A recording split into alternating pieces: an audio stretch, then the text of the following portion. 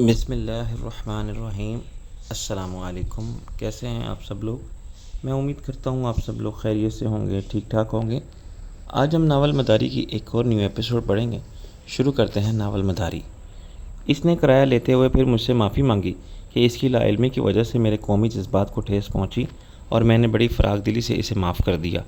مجھے یقین تھا کہ آئندہ پاکستان کے بارے میں اس کی معلومات کا ذخیرہ پہلے سے کہیں بہتر ہوگا۔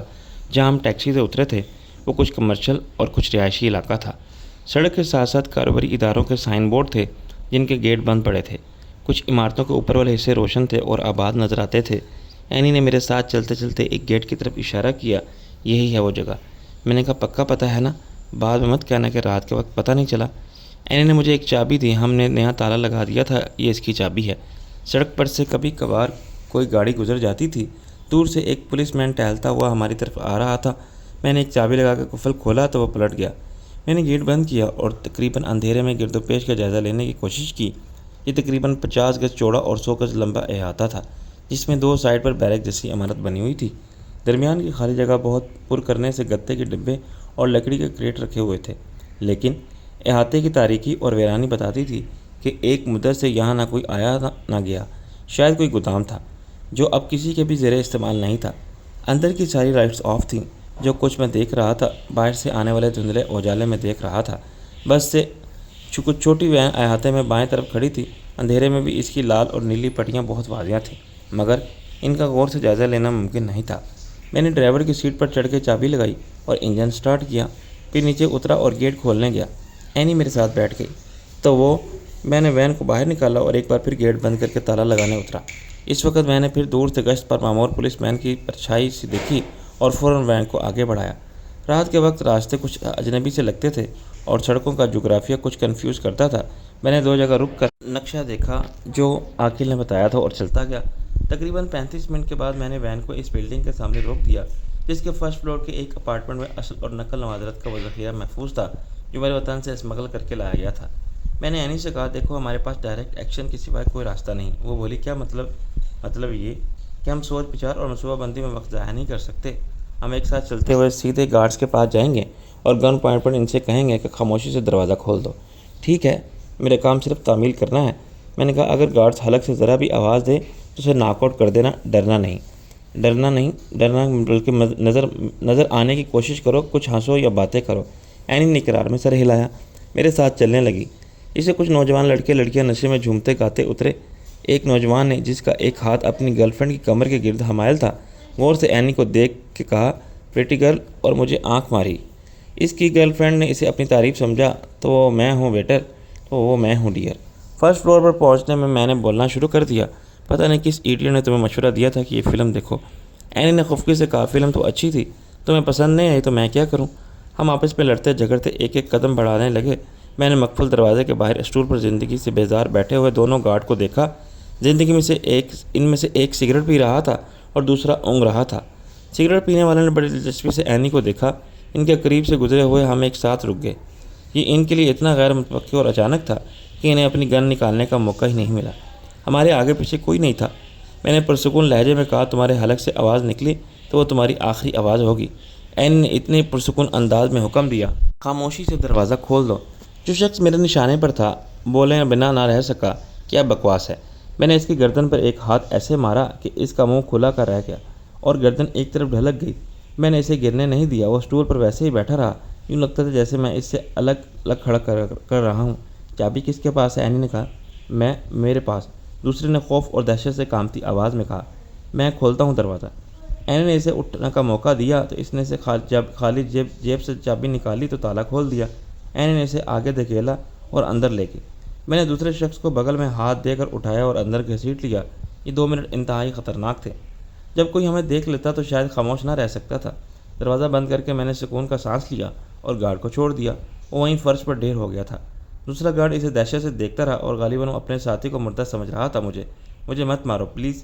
میں نے اپنا سر ہلایا اور مجھے نہیں مارے۔ You are a good boy, اب اپنا منہ دوسری طرف کرو اور آگے چلو۔ وہ جیسے ہی پلٹا میں نے اسے بھی ناک آؤٹ کر دیا۔ مجھے پورا یقین تھا کہ اب 2 گھنٹے سے پہلے وہ ہوش میں نہیں آ سکتے۔ میں نے ایک سیکیورٹی گارڈ کو دوسرے کمرے میں پہنچا دیا اور اینی سے کہا کہ وہ اپنے کپڑوں پر اس کے کپڑے چڑھا لے۔ اینی کا قد کم نہیں لگتا تھا مگر چوڑائی بہت کم تھی۔ चुनाचे अपने कपड़ों पर गार्ड की वर्दी पहन के भी वो मुझक्का खेज लग रही थी। चुनाचे मैंने रिस्क लेना मुनासिब नहीं समझा और इससे कहा कि वह वर्दी उतार दे।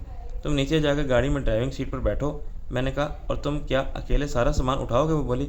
मैंने कहा अकेले तो मुझे पूरी रात लग जाएगी, शायद दोपहर हो जाए, मैं करता हूँ कुछ बंदोबस्त। मैं एनी के साथ लौट के नीचे आया। गली में इस वक्त कोई नहीं था। फिर लड़कों का एक गोल नमूदार हुआ। वो सब नशे में थे लेकिन मदहोश नहीं थे। इनकी एक जैसी स्पोर्ट शर्ट्स भी नंबर पर लगे हुए थे। करीब आने पर मुझे अंदाज़ा हुआ कि वो किसी फुटबॉल टीम के मेंबर थे और अपनी फतह का जश्न मना रहे थे। मैंने इनमें से एक से कहा, दोस्तों क्या तुम ऐश करने के लिए कुछ पैसे कमाना चाहोगे? इनमें से एक सीने पर हाथ मार के बोला, मेरे बाप के पास बहुत पैसा है लेकिन मेरी जेब खाली है। दूसरा बोला, पैसा कौन कमाना नहीं चाहता? तीसरे ने कहा, ठहरो, मैं बात करूंगा, मैं टीम का कप्तान हूँ। यस मिस्टर, हमें क्या काम करना होगा? काम बहुत आसान है। 1 घंटे के अंदर तुम सब की जेब में 50-50 पाउंड्स होंगे। इन सब के मुंह हैरानी से खुले रह गए। क्या कहा तुमने? फिर को पहला बोला। दूसरे ने कहा, 50 पाउंड्स के लिए मैं मर्डर भी कर सकता हूँ, अपने बाप का भी। कप्तान ने इसे डांटा, शट अप, ये आदमी ज़रूर हमसे कोई ख़तरनाक काम कराना चाहता है। लुक हेयर मिस्टर XYZ, हम अपने घर जा रहे थे, हम पुलिस स्टेशन और फिर जेल जाने का सौदा नहीं कर सकते। मैंने कहा ऐसी कोई बात नहीं, तुम्हें ऊपर से कुछ सामान उठा के लाना है और इसे वैन में भरना है, लेकिन एहतियात से कोई चीज़ टूटनी नहीं चाहिए। आर यू श्योर कि तुम्हारे हाथ पाँव काबू में हैं? कप्तान का चेहरा खुशी से दमकने लगा। ऑफ कोर्स हम नशे में नहीं हैं। एक लड़के ने कहा, सच तो ये है कि हमने बिल्कुल नहीं पी। इसका लहजा इसके नशे में होने की गमगुज़ारी कर रहा था। कम से कम मैं बिल्कुल ठीक हूँ, एक और लड़का बोला। ऐसे हम सब 18 साल से ज़्यादा हैं, पी सकते हैं। एक लड़के ने सर आगे निकाल कर कहा। ये बात हमने पुलिस मैन को भी बता दी थी जिसने हमें रोका था। कप्तान ने कहा, और सबूत भी फराहम कर दिए थे। मैंने कहा ओके, तुम सब आ जाओ। वो खुशी खुशी मेरे साथ चल पड़े। मैंने कप्तान को बताया कि मैं लॉर्ड प्राइस का मुलाजिम हूँ। लॉर्ड प्राइस कौन है? वो बोला, नाम सुना हुआ लगता है। मैंने कहा वो बहुत मशहूर आदमी है, ये नवादरत उसी के हैं। कप्तान बिल्कुल नशे में नहीं था। इस वक्त तुम इन्हें कहाँ ले जा रहे हो? लॉर्ड प्राइस के महल में। सिर्फ ये सामान उठाने के तुम हमें 50 पाउंड फी कस के हिसाब से 400 पाउंड दोगे? क्या तुम्हें कम लगते हैं? मैंने कहा नहीं, इससे 1/4 रकम में तो तुम पोर्टर बुला सकते थे। मैंने कहा बस ये समझो कि जिसकी किस्मत में हो उसे मिलता है। वो सब जोशीले नौजवान थे और 50 पाउंड मिलने की खुशी ने इनका सारा नशा हिरन कर दिया था। इन्होंने एक एक चीज़ को उठा के नीचे दौड़ना शुरू किया। वो शोर भी कर रहे थे, चुनाचे मुझे इनको रोकना पड़ा। आहिस्ता और एहतियात से काम करो, ऐसे शोर करोगे तो लोग पुलिस को बुला लेंगे। मगर हम कोई गैर कानूनी काम नहीं कर रहे, कप्तान बोला। मैंने कहा वो तो ठीक है, लेकिन आधी रात के वक्त सोने वालों को नींद में डिस्टर्ब करना तो जुर्म है ना। फिर वो खामोश हो गए। इन्होंने हर चीज़ उठा के मेरी हिदायत के मुताबिक वैन में भरी। वैन का पिछला हिस्सा, दरमियान की खाली जगह, सीटें सब पूरी हो गई थी। आधे घंटे में सब सामान वैन में पहुंच गया। मैं 3 लाख पाउंड से भरे हुए सूट केस बिल्कुल आगे पहुंचा दिए थे और एन से कहा था कि इनमें से 10,000 पाउंड निकाल ले। मेरे पास अब नकद रकम ख़त्म होने के करीब थी। मैंने कहा कप्तान को 400 पाउंड दिए, तुम ये रकम सब में तकसीम कर देना। थैंक यू सर, आप देख लें, हमने कोई चीज़ नहीं तोड़ी। जब वो शोर मचाते आगे चले गए तो मैं लौट कर अपार्टमेंट में गया। दोनों गार्ड्स बाथरूम में बेलिबास पड़े हुए थे। मैंने बड़ी मुश्किल से वर्दी दोबारा इनके जिस्मों पर चढ़ाई और इन्हें आराम से लिटा दिया। इनमें से एक आहिस्ता आहिस्ता कराने लगा तो कुछ देर में होश में आने वाला था। मैंने चाबी वापस गार्ड की जेब में रखी, कुफल पर से अपनी उंगलियों के निशानात मिटाए और दरवाजे को खुला छोड़ के नीचे उतर गया। चंद मिनट बाद मैं वैन को ड्राइव कर ले जा रहा था। इतना खुश था कि मेरा जी चाहता था कि ज़ोर ज़ोर से कह लगाऊं और गाऊं। हर चौक पर भंगड़ा डालूं और मुँह पर हाथ रख के हलक से गीदड़ जैसी आवाज़ भी निकालूं। गली से बाहर आते मैंने चिल्ला के कहा, यूरिका यूरिका। एनी ने हंसते हुए हैरानी से कहा, इसका क्या मतलब हुआ भैया? मैंने पा लिया। वो बोली, किसे पा लिया? मैंने कहा मैंने अपना मकसद पा लिया, कामयाबी की मंजिल को पा लिया। और फिर एक नारा लगाया, यूरिका। एनी ने मुझे गौर से देखा। ये यूरिका कौन है भैया? मैंने अफसोस से सर हिलाया। मुझे मालूम नहीं था कि तू इतनी जाहिल है। अर्शमिदस का नाम सुना है कभी? नहीं। एक साइंसदान था, इसने एक साइंसी असूल दरियाफ्त किया था कसाफत का। इस मसले ने अर्शमिदस को बहुत दिन से परेशान कर रखा था। जब हल इसके दिमाग में आया तो वो नहा रहा था। खुशी के मारे वो कपड़ों के बगैर ही गुसल खाने से निकल आया और यूरिका यूरिका पुकारता हुआ बादशाह के महल की तरफ दौड़ पड़ा। तो फिर ऐसे क्या? अर्शमिदस की तरह दौड़ लगाओ। वो बोली, ये वाकई प्लानिंग और सबकी मेहनत का इनाम है।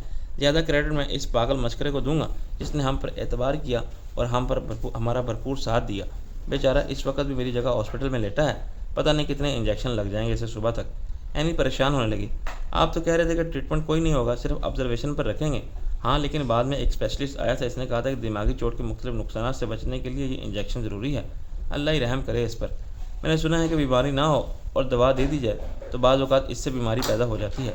जैसे हार्ट के मरीज़ों को दिल के दौरे की दवा से फ़ायदा होता है, मगर किसी सेहतमंद आदमियों को इससे दिल का दौरा पड़ सकता है। अब ये दिमाग का मसला है। वैसे ही उठ जाती हूँ बिस्तर से, میں نے سر کھجایا، دراصل مزدور تو میں خود ہوں، کیا پورا ٹرک تم خالی کرو گے؟ میری مانو تو گلی کے موڑ تک چلے جاؤ، وہاں ایک گھٹیا سا بار ہے، فضول قسم کے لوگ وہاں اس وقت بھی بیٹھے ہوں گے، ایک ایک پاؤنڈ میں 2-4 کو پکڑ لاؤ، وہ سر کے بھل آئیں گے۔ میں نے کہا یہ تو بڑی اچھی بات بتائی آپ نے۔ میں یوں گیا اور یوں آیا، تقریباً 1 فرلانگ چل کے میں نے وہ بار دیکھا، اس کے گندے ہو جانے والے شیشوں پر لال رنگ سے جو نام لکھا گیا تھا وہ بھی اب پڑھا نہیں جاتا تھا۔ یہ جونی بار تھا یا جوزف بار۔ اس کے حال میں لکڑی کے بینچوں اور کرسیوں پر 30-40 شرابی بیٹھے تھے، ان میں 4-6 عورتیں بھی نظر آ رہی تھیں۔ وہ سب نچلے طبقے کے بدحال لوگ تھے جو اپنی آمدنی اور صحت دونوں کے دشمن تھے۔ حال کے اندر گھٹن تھی اور سستی شراب کی بو تھی، میلے جسموں سے پھوٹنے والے پسینے کی بو تھی اور سگریٹوں کا دھواں تھا۔ کچھ شرابی چپ بیٹھے کائنات کی بے ثباتی یا اپنی ازلی و ابدی بدبختی پر غور کر رہے تھے، کچھ شور مچا رہے تھے اور کہکے لگا رہے تھے۔ ایک شخص بینچ پر کھڑا شراب پی کر گلاس کو لہرا کے سب کو مخاطب کر رہا تھا، دیکھو میری طرف دیکھو، میں صدر امریکہ سے بھی بڑا ہوں، اس بلندی کو کیسے پہنچ سکتا ہے جس پر میں ہوں؟ دوسرا بینچ ہلا کے اسے گرانے کی کوشش کر رہا تھا۔ میں سیدھا کاؤنٹر کی طرف چلا گیا جہاں ایک بڈھے کوشر کے ساتھ ایک حیرت انگیز طور پر خوبصورت اور جوان لڑکی ساکی گیری کے افرائض سر انجام دے رہی تھی۔ وہ مجھے دیکھ کر کچھ حیران ہوئی، کیونکہ اپنی صورت، صحت اور حلیے سے میں اس کلاس کا نہیں لگتا تھا جو بار میں سے نشہ کرنے آ رہا تھا۔ بڈھا فوراً لپک کے آگے آیا، اسے ڈر ہو کہ میں وہاں شراب کی بجائے لڑکی کو ورگلانے آیا ہوں۔ میں نے اس سے بات کرنے کی کوشش کی تو اندازہ ہوا کہ وہ اونچا سنتا ہے، وہ میری بات کا مطلب کچھ نکالتا رہا۔ بالآخر اس لڑکی نے جو بڈھے کی بیٹی تھی میری مدد کی۔ میں نے کہا مجھے 2-3 مزدور چاہیے، کچھ سامان ہے جو ایک وین سے اتار کے گھر میں رکھنا ہے۔ وہ مزید حیران ہوئی، اس کام میں بھلا میں آپ کی کیا مدد کر سکتی ہوں اور یہ کیا مدد کر سکتے ہیں؟ اس نے شرابیوں کی طرف اشارہ کیا۔ میں نے کہا تم انہیں جانتی ہو؟ یہ بتا سکتی ہو کہ اس نے اتنی پی لی ہے کہ اپنے پیروں پر کھڑا بھی نہیں ہو سکتا، اور کون چند پاؤنڈ کما سکتا ہے؟ چند پاؤنڈ کی بات کو یہ سب تمہارے پیچھے چل پڑیں گے، تم اس سے پوچھو۔ وہ کونے میں، اس نے کہا، 3-4 افراد کی نشاندہی کی۔ تھینکس لیڈی، تم جتنی خوبصورت ہو اتنی ہی نیک دل بھی ہو، کاش میرے لیے تم پر 1000 جان سے فریضہ ممکن ہوتا۔ وہ کھلکھلا کے ہنس پڑی۔ تم کوشش بھی کرتے تو میرے باپ کے ہاتھوں قتل ہو جاتے، کیونکہ وہ رنگ دار لوگوں سے نفرت کرتا ہے۔ مجھے تھوڑا سا افسوس ہوا اور میں نے کچھ بے عزتی بھی محسوس کی۔ اگر وقت ہوتا تو اس متعصب بڈھے کو سبق سکھانے کے لیے میں اس کی بیٹی کو ایک بار ضرور اپنے ساتھ باہر لے جاتا، لیکن لندن میں کبھی نہ کبھی ایسے تلخ تجربے سے دوچار ہونا پڑ جاتا ہے، اور آپ خون کے گھونٹ پی کر خاموش ہو جانے کے سوا کچھ نہیں کر سکتے۔ لڑکی نے جن کی طرف اشارہ کیا تھا ان میں سے 3 نشے میں نہیں تھے، 1-1 پاؤنڈ کے لالچ میں فوراً میرے ساتھ چل پڑے۔ ایک نے تو بڑی کمینگی سے یہ بھی کہا کہ میں اکیلا ہی کافی ہوں، 3 پاؤنڈ مجھے دے دینا، ان 2 نکموں کی چھٹی کرو۔ لیکن باقی 2 کی گلیاں سن کے وہ خاموش ہو گیا۔ میں نے بڑی بی کے ساتھ اوپر جا کے نہیں بیٹھ سکتا تھا، اینی اوپر چلے گی۔ میں نے اپنی زیر کمان فوج کو کام کی نوعیت سمجھائی اور انہیں مستعد رکھنے کے لیے ان کے سر پر سوار رہا، ورنہ شاید وہ 1 گھنٹے کا کام ختم کرنے میں 2 گھنٹے لگا دیتے۔ میں نے وہیں کھڑے کھڑے چائے پی اور تمام اسباب کو احتیاط کے ساتھ اور کرینے سے نچلی منزل میں رکھوا کے تالا لگا دیا۔ وہ 1-1 پاؤنڈ لے کر خوش خوش چلے گئے۔ اب وہ صبح تک مدہوش ہونے کی حد تک شراب کا زہر حلق میں انڈیل سکتے تھے۔ ان کی حالت افسوسناک ضرور تھی، مگر میں خود کو اس کا ذمہ دار نہیں سمجھ سکتا تھا۔ انہوں نے محنت کر کے 1-1 پاؤنڈ کمایا تھا، اب اس دولت کا صحیح مصرف انہیں کوئی نہیں سکھا سکتا تھا۔ میرے نقطہ نظر سے یہ اچھی بات تھی کہ چشمدید گواہ شرابی تھے جہاں سے ہم وین لے کر چلے تھے، وہ بھی اور یہاں بھی۔ اگر صبح وہ کسی کو بتانے کے آدھی رات کو بعد انہوں نے ایک وین سے نوادرات اتارے تھے اور وین پر لال نیلے رنگ کی دھاریاں تھیں، تو لوگ کہتے کہ پتہ نہیں انہوں نے نشے میں کیا دیکھا اور کیا سمجھا۔ صبح 4 بجے تک میں نے وین کو پھر اس احاطے میں پہنچا دیا جہاں عاقل نے اس کا بھیس بدلا تھا۔ میرے پاس وقت نہیں تھا، ورنہ میں اس کے سفید جسم پر سے لال نیلے دھاریوں والے سٹیکرز اتار دیتا اور اسے ہوٹل بھی پہنچا دیتا۔ یہ کام میں نے عاقل کے لیے چھوڑ دیا۔ صبح 7 بجے کے بعد وہ فارغ تھا۔ 4:15 بجے میں نے اینی کے لیے ایک ٹیکسی روکی اور اسے پتہ سمجھایا تو اینی نے اس میں بیٹھنے سے انکار کر دیا۔ آپ بھی کمال کرتے ہو بھیا، میں اس وقت اکیلی کیسے چلی جاؤں اس کے ساتھ؟ میں نے بنا کے کہا، یہ کیا بکواس ہے؟ یہاں کے ساری ٹیکسی ڈرائیور ایک تجھے اغوا کرنے کے لیے یہ کام کر رہے ہیں نا؟ اپنی شکل دیکھی آئینے میں؟ وہ ہنس پڑی۔ دیکھی ہے، اسی لیے تو ڈرتی ہوں۔ میں مجبوراً اس کے ساتھ بیٹھا۔ ابھی وہ لندن کی باسی نہیں بنی تھی، 100% پاکستانی لڑکی تھی جو گھر سے باہر خود کو کہیں محفوظ نہیں سمجھتی تھی۔ صبح 4:30 بجے میں نے اینی کو دروازے پر اتارا اور ٹیکسی کو ہاسپٹل لے گیا۔ اب مجھے یہ فکر لاحق تھی کہ میں واپس اپنے بیڈ پر جا کے کیسے لیٹوں گا، لیکن جو کام میں کر چکا تھا اس کے مقابلے میں یہ کام مجھے بہت آسان اور چھوٹا لگتا تھا۔ ایک رات کے دوران میں نے کچھ اپنی تدبیر سے اور کچھ تقدیر کی باوری سے وہ کام کیا تھا جو ہمالیہ کی چوٹی کو سر کرنے سے زیادہ مشکل اور کسی حد تک ناممکن لگتا تھا، مگر صرف 5 گھنٹے میں آپریشن مڈ نائٹ مکمل ہوا اور میں اپنی اس کامیابی پر فخر کر سکتا تھا۔ کچھ اندیشے میرے دل میں بستور جا گزرے تھے کہ چند گھنٹوں میں جب اس واردات کو خبر عام کی گئی تو کیا ہوگا، اس پر جمی کا رد عمل کیا ہوگا، اور لارڈ پرائس اس اطلاع پر کارروائی کرے گا۔ میں نے حالات ایسے پیدا کر دیے تھے۔ شک کا نشانہ لاٹ کی ذات بنتی تھی۔ اپارٹمنٹ سے سارا سامان اتارنے والے لڑکوں نے ایک سیکیورٹی گارڈز کو وردی میں دیکھا، تو اس گارڈ نے یہ بھی کہا تھا کہ وہ لاٹ پرائس کے ملازم ہیں۔ خود جمی 3 لاکھ پاؤنڈ کی ڈکیتی کا الزام لاٹ پرائس پر عائد کر چکا تھا اور اسے یقین تھا کہ اس کے سوا یہ حرکت کسی کی نہیں ہو سکتی۔ جب 6 لاکھ مالیت کے نوادرات غائب ہوں گے تو ایک بار پھر حالت کی گواہی لاٹ کو مجرم ثابت کرے گی، کیونکہ میں اور جمی تو زخمی تھے اور ہاسپٹل میں داخل تھے۔ ہاسپٹل کا ریکارڈ اور ڈاکٹرز میں سارا عملہ اس کا گواہ تھا۔ جمی تو حلف اٹھا کے کہے گا لاٹ پرائس کے سوا یہ کسی کا حرامی پن نہیں۔ اس نے پہلے 3 لاکھ واپس لے لیے، پھر مال غائب کرا دیا۔ اس نے حالات سے فائدہ اٹھایا۔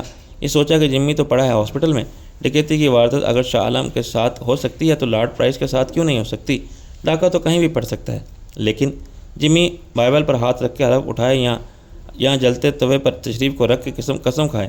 لاٹ پرائس کے ہاتھ صاف تھے اور میدان حشر میں بالآخر یہی ثابت ہوتا کہ اس پر کوئی الزام نہیں، مگر دنیا میں جمی اس پر یقین کر کے اسے معاف کرنے والا نہیں تھا۔ رہ گی میری ذات تو میں مظلوم بھی تھا اور معذور بھی۔ میرے 3 لاکھ پاؤنڈ چھین گئے تھے اور میں ہاسپٹل میں پڑا تھا۔ میری طرف کسی کا دھیان جانے کا کیا سوال، چنانچہ میرے لیے لازمی اور ناگزیر تھا کہ میں صبح اور پھر دن کی شفٹ والے سٹاف کی واپسی کے وقت اپنے کمرے میں اپنے بیڈ پر لیٹا ہوا پایا جاؤں۔ ٹیکسی نے مجھے گیٹ سے کچھ فاصلے پر اتار دیا۔ میں نے ہاسپٹل کا باہر سے جائزہ لیا۔ اس میں داخل ہونے کا کوئی چور دروازہ نہیں تھا۔ باہر ہر راستے پر گارڈ موجود تھے اور میرا بلا روک ٹوک کسی وارڈ تک پہنچنا مشکل تھا۔ یہ بھی ناممکن تھا کہ میں ٹارزن کی طرح کسی درخت کی شاخ سے جھول کر ایک نعرہ لگاؤں اور چھٹے فلور پر سیدھا اپنے کمرے میں جا اتروں۔ رسی کمند بنا کے یا سیڑھی لگا کے چڑھنا اور بھی دشوار تھا۔ میں اپنے کمرے میں پہنچا تو مجھ سے پہلے پولیس میرا استقبال کرنے کے لیے موجود تھی۔ پہلے میں نے ایک پر اعتماد بے نیازی کے ساتھ ایسے سیدھا گزر جانے کی کوشش کی جیسے مجھے کسی سے اجازت لینے کی ضرورت ہی نہیں تھی۔ جیسے ہاسپٹل کے عملے کے پرانے لوگ گزرتے ہوں گے، چوکیدار کے پکارنے پہ بھی میں آہستہ آہستہ سیٹی بجاتا رہا، جیسے وہ مجھے نہیں کسی اور کو پکار رہا ہے۔ پھر چوکیدار نے دوڑ کے مجھے پکڑ لیا۔ کیا بات ہے، تم کچھ اونچا سنتے ہو؟ ایسے کہاں منہ اٹھائے جا رہے ہو جیسے یہ ہاسپٹل نہیں تمہارا گھر ہے؟ میں نے متانہ سے سوال کیا۔ کیا یہاں شریف آدمیوں کے داخلے پر پابندی ہے؟ وہ بولا شریف آدمی یہاں رات کے وقت تفریح نہیں کر سکتا، کوئی کام ہے تو رجسٹریشن آفس جائیں۔ میں نے کہا اوکے، وہ کدھر ہے؟ اس نے مجھ سے کہا باہر سے آگے جاؤ، ایک دروازے پر ریسیپشن لکھا ہوا ہے، امید ہے تم پڑھ لو گے۔ میں نے اس کے طنز کے جواب میں کہا ہاں، اگر عبرانی یا چینی میں نہیں لکھا ہوا ہے تو۔ پھر اس اطمینان سے واپس ہو گیا جیسے کوئی بات ہی نہیں، لیکن اندر سے میری اضطرابی کیفیت کچھ اور تھی اور میں سوچ رہا تھا کہ اندر کسی مریض سے ملاقات کے لیے جانے کا میں کیا ہنگامی جواز پیش کروں گا۔ ہر مریض اس وقت سو رہا تھا، خود اس کے عزیز بھی اسے جگانا پسند نہیں کرتے تھے، خواہ وہ وجہ کچھ بھی ہو۔ پھر میں کیا پلٹ کے دوڑ لگاؤں اور رکے بغیر سیدھا نکل جاؤں؟ چوکیدار کیا کرے گا؟ وہ چلائے گا، شور مچائے گا یا میرے پیچھے دوڑے گا؟ ریس میں تو وہ میرا مقابلہ نہیں کر سکتا، لیکن ایسے گھسنے والے پر وہ فائر بھی کر سکتا ہے۔ وہ میری ٹانگ کو نشانہ بنا سکتے ہیں یا پھر آگے والے میرا راستہ روک سکتے ہیں۔ کسی فلم کا کامیڈی سین یہاں ہرگز پیش نہیں کیا جا سکتا تھا کہ میں ایک نرس کو ناک آؤٹ کروں، ہاسپٹل کی کوئی ٹرالی الٹوں اور کسی اسٹریچر پر جا لیٹوں، پھر اسٹریچر چل پڑے۔ اچانک میں نے خود کو رجسٹریشن آفس میں پایا۔ وہاں رات کے وقت آنے والے مریضوں کا رش نہیں تھا اور کوئی انکوائری کرنے والا بھی نہیں تھا۔ چنانچہ ڈیوٹی دینے والی واحد خاتون ایک کرسی پر فارغ بیٹھی تھی، بلکہ یہ کہا جائے کہ وہ کرسی میں پھنسی ہوئی تھی تو زیادہ مناسب ہوگا۔ اس کے بے پناہ وجود کو دیکھ کر کرسی کی مضبوطی کی داد دینی پڑتی تھی۔ اس نے اٹھے بغیر مجھ سے سوال کیا، یس، میں آپ کے لیے کیا کر سکتی ہوں؟ میں نے کہا کرنے کو تو بہت کچھ کر سکتی ہیں، لیکن میں آپ کو زحمت نہیں دوں گا۔ مثلاً وہ بولی۔ میں نے کہا آپ مجھے میرے کزن سے ملاقات کے لیے جانے کی اجازت دے سکتی ہیں جو روم نمبر 311 میں اداس اور اکیلا بیٹھا ہے، یہ ہاسپٹل کے قواعد کے خلاف ہے۔ میں نے کہا مس، مجھے صبح وطن واپس جانا ہے، کیا میں اسے ایک نظر دیکھ بھی نہیں سکتا؟ ہو سکتا ہے کہ یہ اس میں میری آخری ملاقات ہو۔ وہ بالکل جذباتی نہیں ہوئی۔ اس نے ایک کمپیوٹر کے چند بٹن دبا کے کہا آپ کے کزن کی حالت اطمینان بخش ہے، آپ اس سے ملاقات ہاسپٹل کے باہر ضرور ہوگی۔ میں نے کہا میں اپنی بات کر رہا ہوں، میری زندگی کی فرصت بہت محدود ہو گئی ہے، یو سی میں بہت جلد اس خوبصورت دنیا کو چھوڑ جاؤں گا۔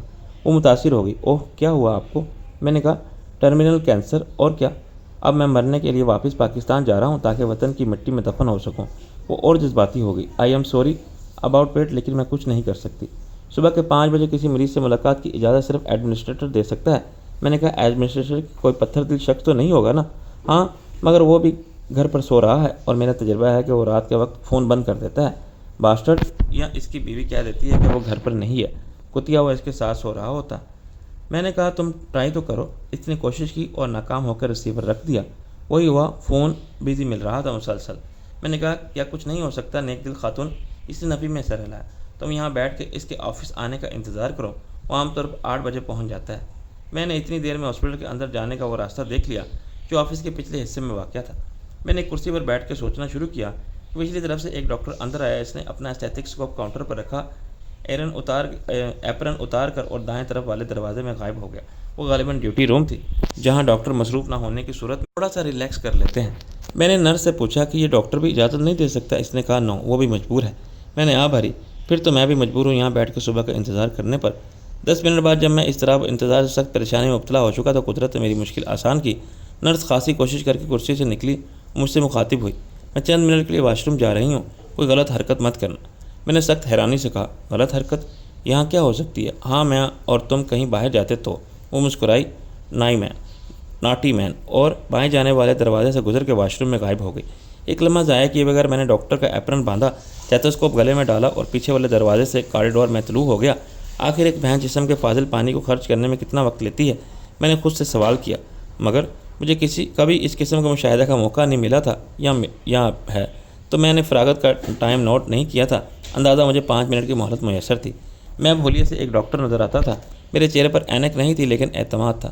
میں نے خطرناک جوا کھیلا تھا۔ یہ ہو سکتا تھا کہ اسٹاف کو کوئی ممبر میری اجنبی صورت سے کنفیوز ہو جائے کہ یہ ڈاکٹر کون ہے، یا کوئی مجھ سے پوچھ بیٹھے کہ تمہارے سینے پر نام کا بیچ کیوں نہیں، جو مجھے عملے کے ہر فرد کے سینے پر نظر آ رہا تھا۔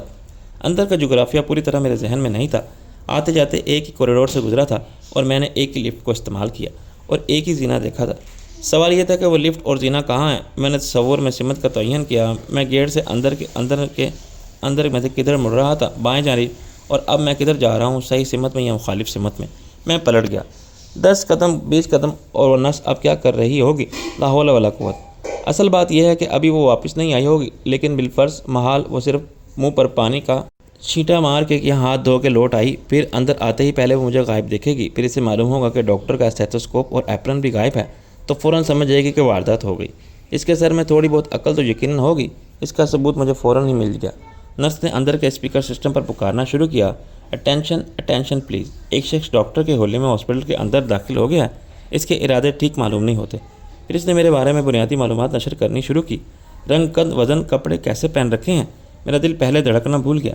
پھر مجھے یقین تھا کہ اب ہر طرف سے نمودار ہونے والے محافظ مجھے گھیر لیں گے، مجھے ہاتھ پاؤں اٹھانے کا حکم دیں گے، اور بس اس کے بعد ولایت کی جیل کے مزے 2-4 سال سکون سے اچھے گزر جائیں گے۔ زینہ اور لفٹ اچانک ہی میرے سامنے آ گئے۔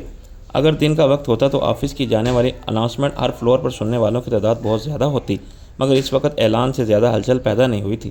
میں دوڑ کر لفٹ میں گھس گیا اور اس کا دروازہ بند کرنے ہی والا تھا کہ ایک شخص میری طرف دوڑا۔ ٹھہرو، اس نے کہا، اور میری 6ٹھی منزل والا بٹن دبانے سے پہلے لفٹ میں گھس گیا۔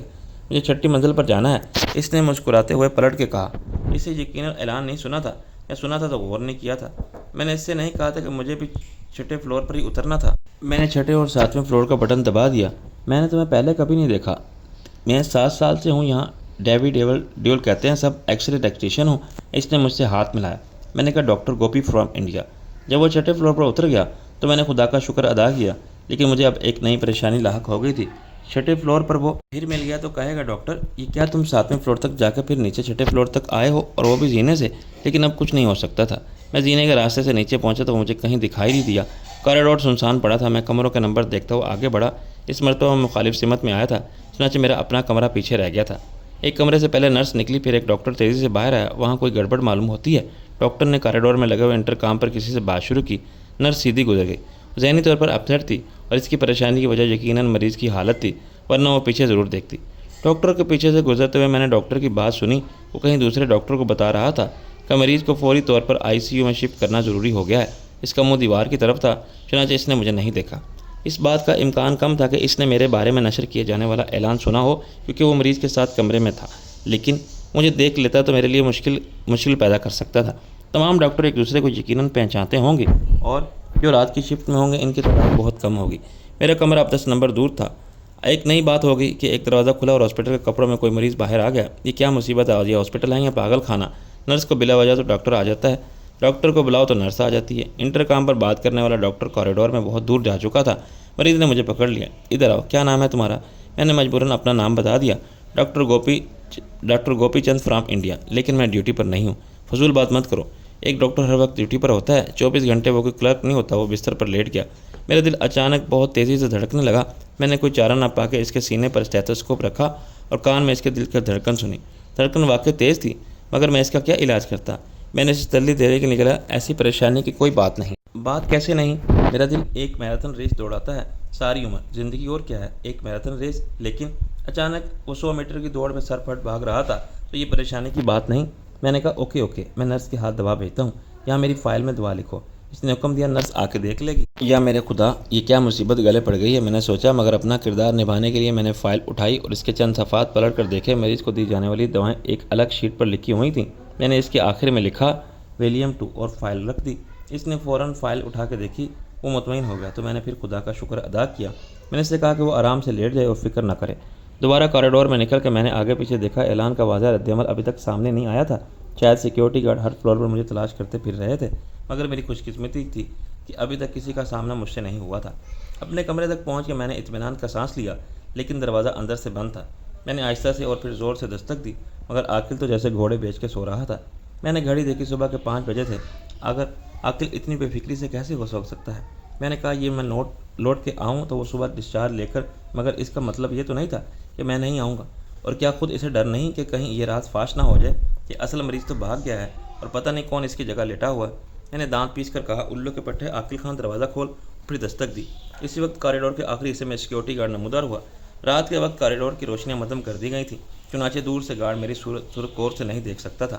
تا وقت یہ اسے شک نہ ہو، یہ اس کی ضرورت بھی نہیں تھی۔ رات دن کسی بھی وقت ڈاکٹر نظر آنے والے کسی بھی شخص کا ایک مریض کے کمرے میں جانا کوئی قابل غور بات نہیں تھی۔ پھر میرے چہرے کا رخ دروازے کی طرف تھا اور گارڈ کی نظروں میں میرا سائڈ پوسٹ تھا۔ اس کے باوجود مجھے ڈر تھا کہ قریب آ کے وہ ایک نبی کو دیکھ کے سوال جواب نہ شروع کر دے۔ عاقل نے بروقت دروازہ کھول دیا۔ مروا دیا تھا تم نے ابھی اتنی دیر میں؟ وہ دراصل میں اندر تھا۔ اس نے باتھ روم کی طرف اشارہ کیا۔ میں سیدھا بستر کی طرف لپکا۔ جاؤ پھر وہیں۔ وہ کچھ پریشان ہوا، خیریت تو ہے نا؟ ابھی تک تو ہے، آگے کا حال خدا جانتا ہے، تم جاؤ۔ وہ کنفیوز تھا، پھر باتھ روم میں گھس گیا۔ میں اپنے بیڈ پر جوتوں سمیت چادر اوڑھ کے لیٹ گیا۔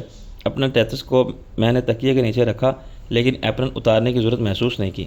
اگلے 2 منٹ بڑے سسپینس والے تھے۔ اگر چوکیدار شک کی بنا پر کمرے میں جھانک کر دیکھتا تو صورتحال ناقابل وضاحت ہو جاتی۔ ابھی اس نے ایک ڈاکٹر کو کمرے میں داخل ہوتے دیکھا تھا، مگر 2 منٹ بعد اسے اندر صرف مریض سوتا ہوا ملتا تو وہ سوچنے پر مجبور ہو جاتا کہ کیا اس نے غلط دروازے کے جھانک کر دیکھا تھا؟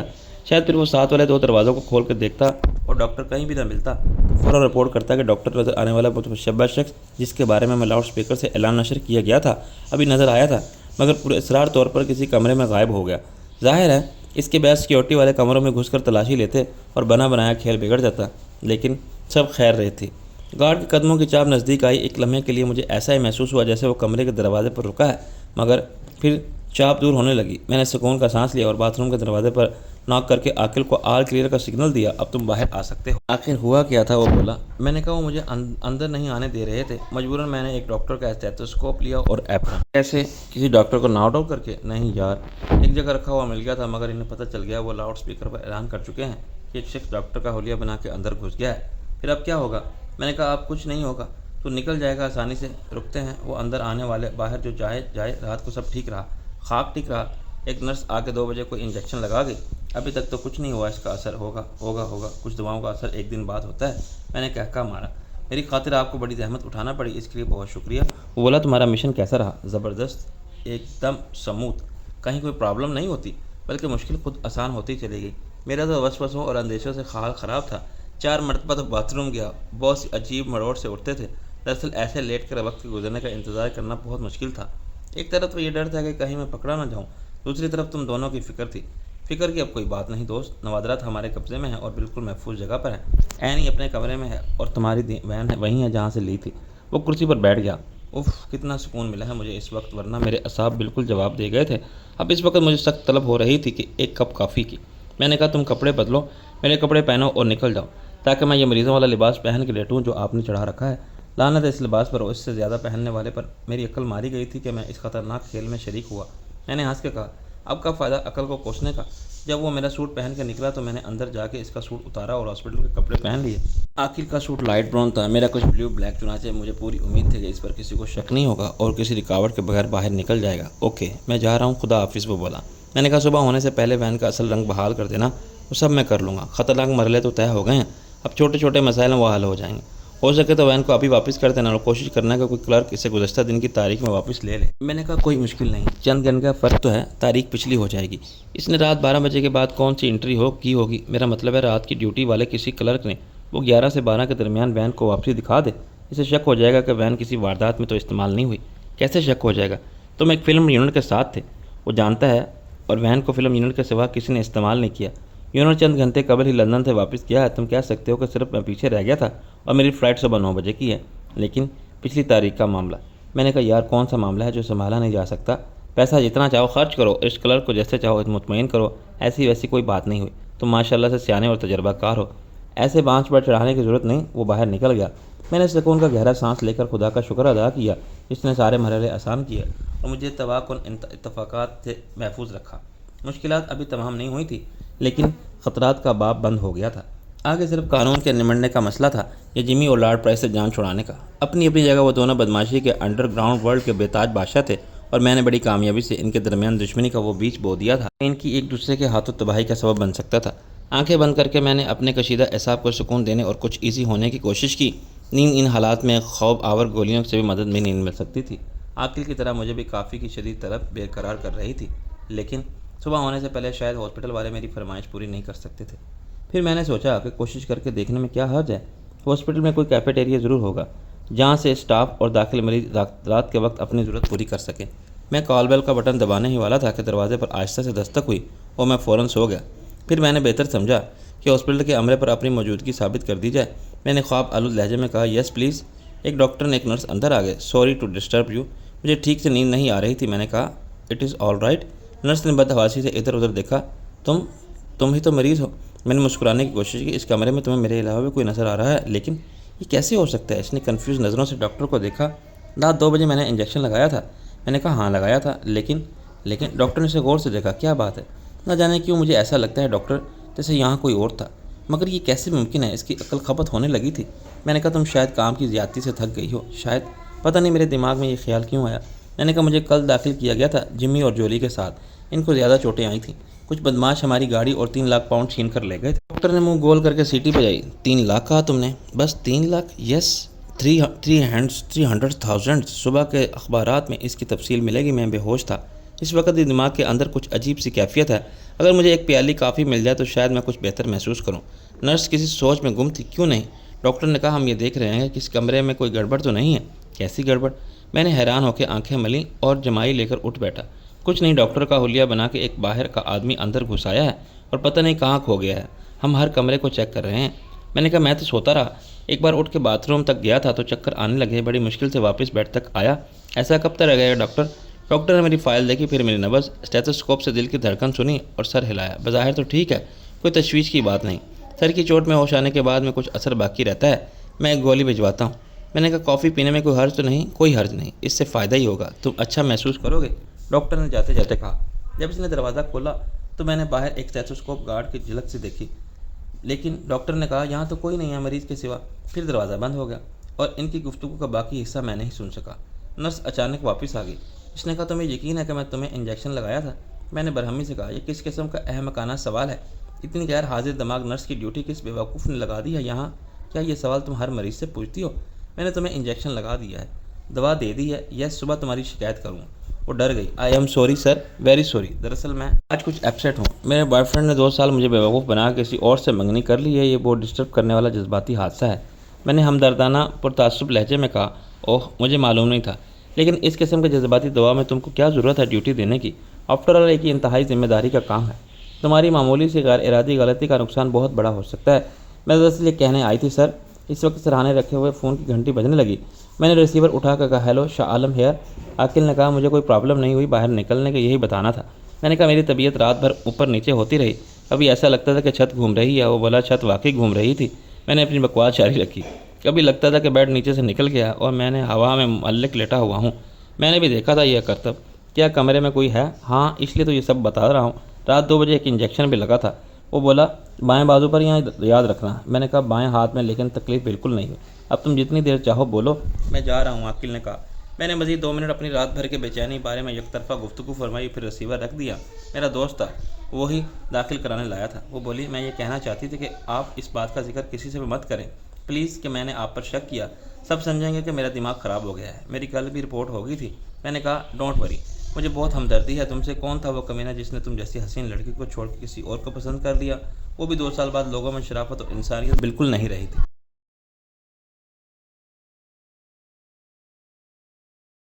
ابھی چند ہی منٹ گزرے تھے کہ کافی آ گئی۔ میں نے گھڑی دیکھی تو صبح کے 5:30 بج رہے تھے۔ کہ اب تک لارڈ پرائس کو دوسری ڈکیتی کی واردات کے بارے میں معلوم ہو گیا ہوگا۔ میں نے سوچا واردات کو اب تقریباً 2 گھنٹے گزر چکے تھے، شاید اب تک سیکیورٹی گارڈز ہوش میں آ چکے ہوں گے، ان کے جسم پر کسی خطرناک چوٹ کی کوئی ظاہری علامت نہیں ہوگی۔ چنانچہ اپنی حالت سنبھالنے کے بعد ان کے سامنے سب سے خطرناک اور جان لیوا مرحلہ یہ آئے گا کہ وہ کس منہ سے اپنے مالکوں کو ڈکیتی کے بارے میں بتائیں، وجہ کتنی بھی معقول کیوں نہ ہو اور اسباب کیسے بھی ہوں۔ مالکوں کے نزدیک ان کی غفلت اور نااہلی کا جرم ناقابل معافی ہوگا۔ وہ مسلح تھے، انہیں وہاں اس لیے بٹھایا گیا تھا کہ وہ لاکھوں کے مال کی حفاظت کریں اور اس کی فرض کی ادائیگی میں اپنی جان بھی قربان کرنی پڑے تو کر دیں۔ وہ بتا رہے ہیں کہ 2 افراد خالی ہاتھ وہاں آئے اور ان میں سے ایک نے صرف ان کے دونوں ہاتھ کو اپنے ہاتھ مار کر لمبا لٹا دیا۔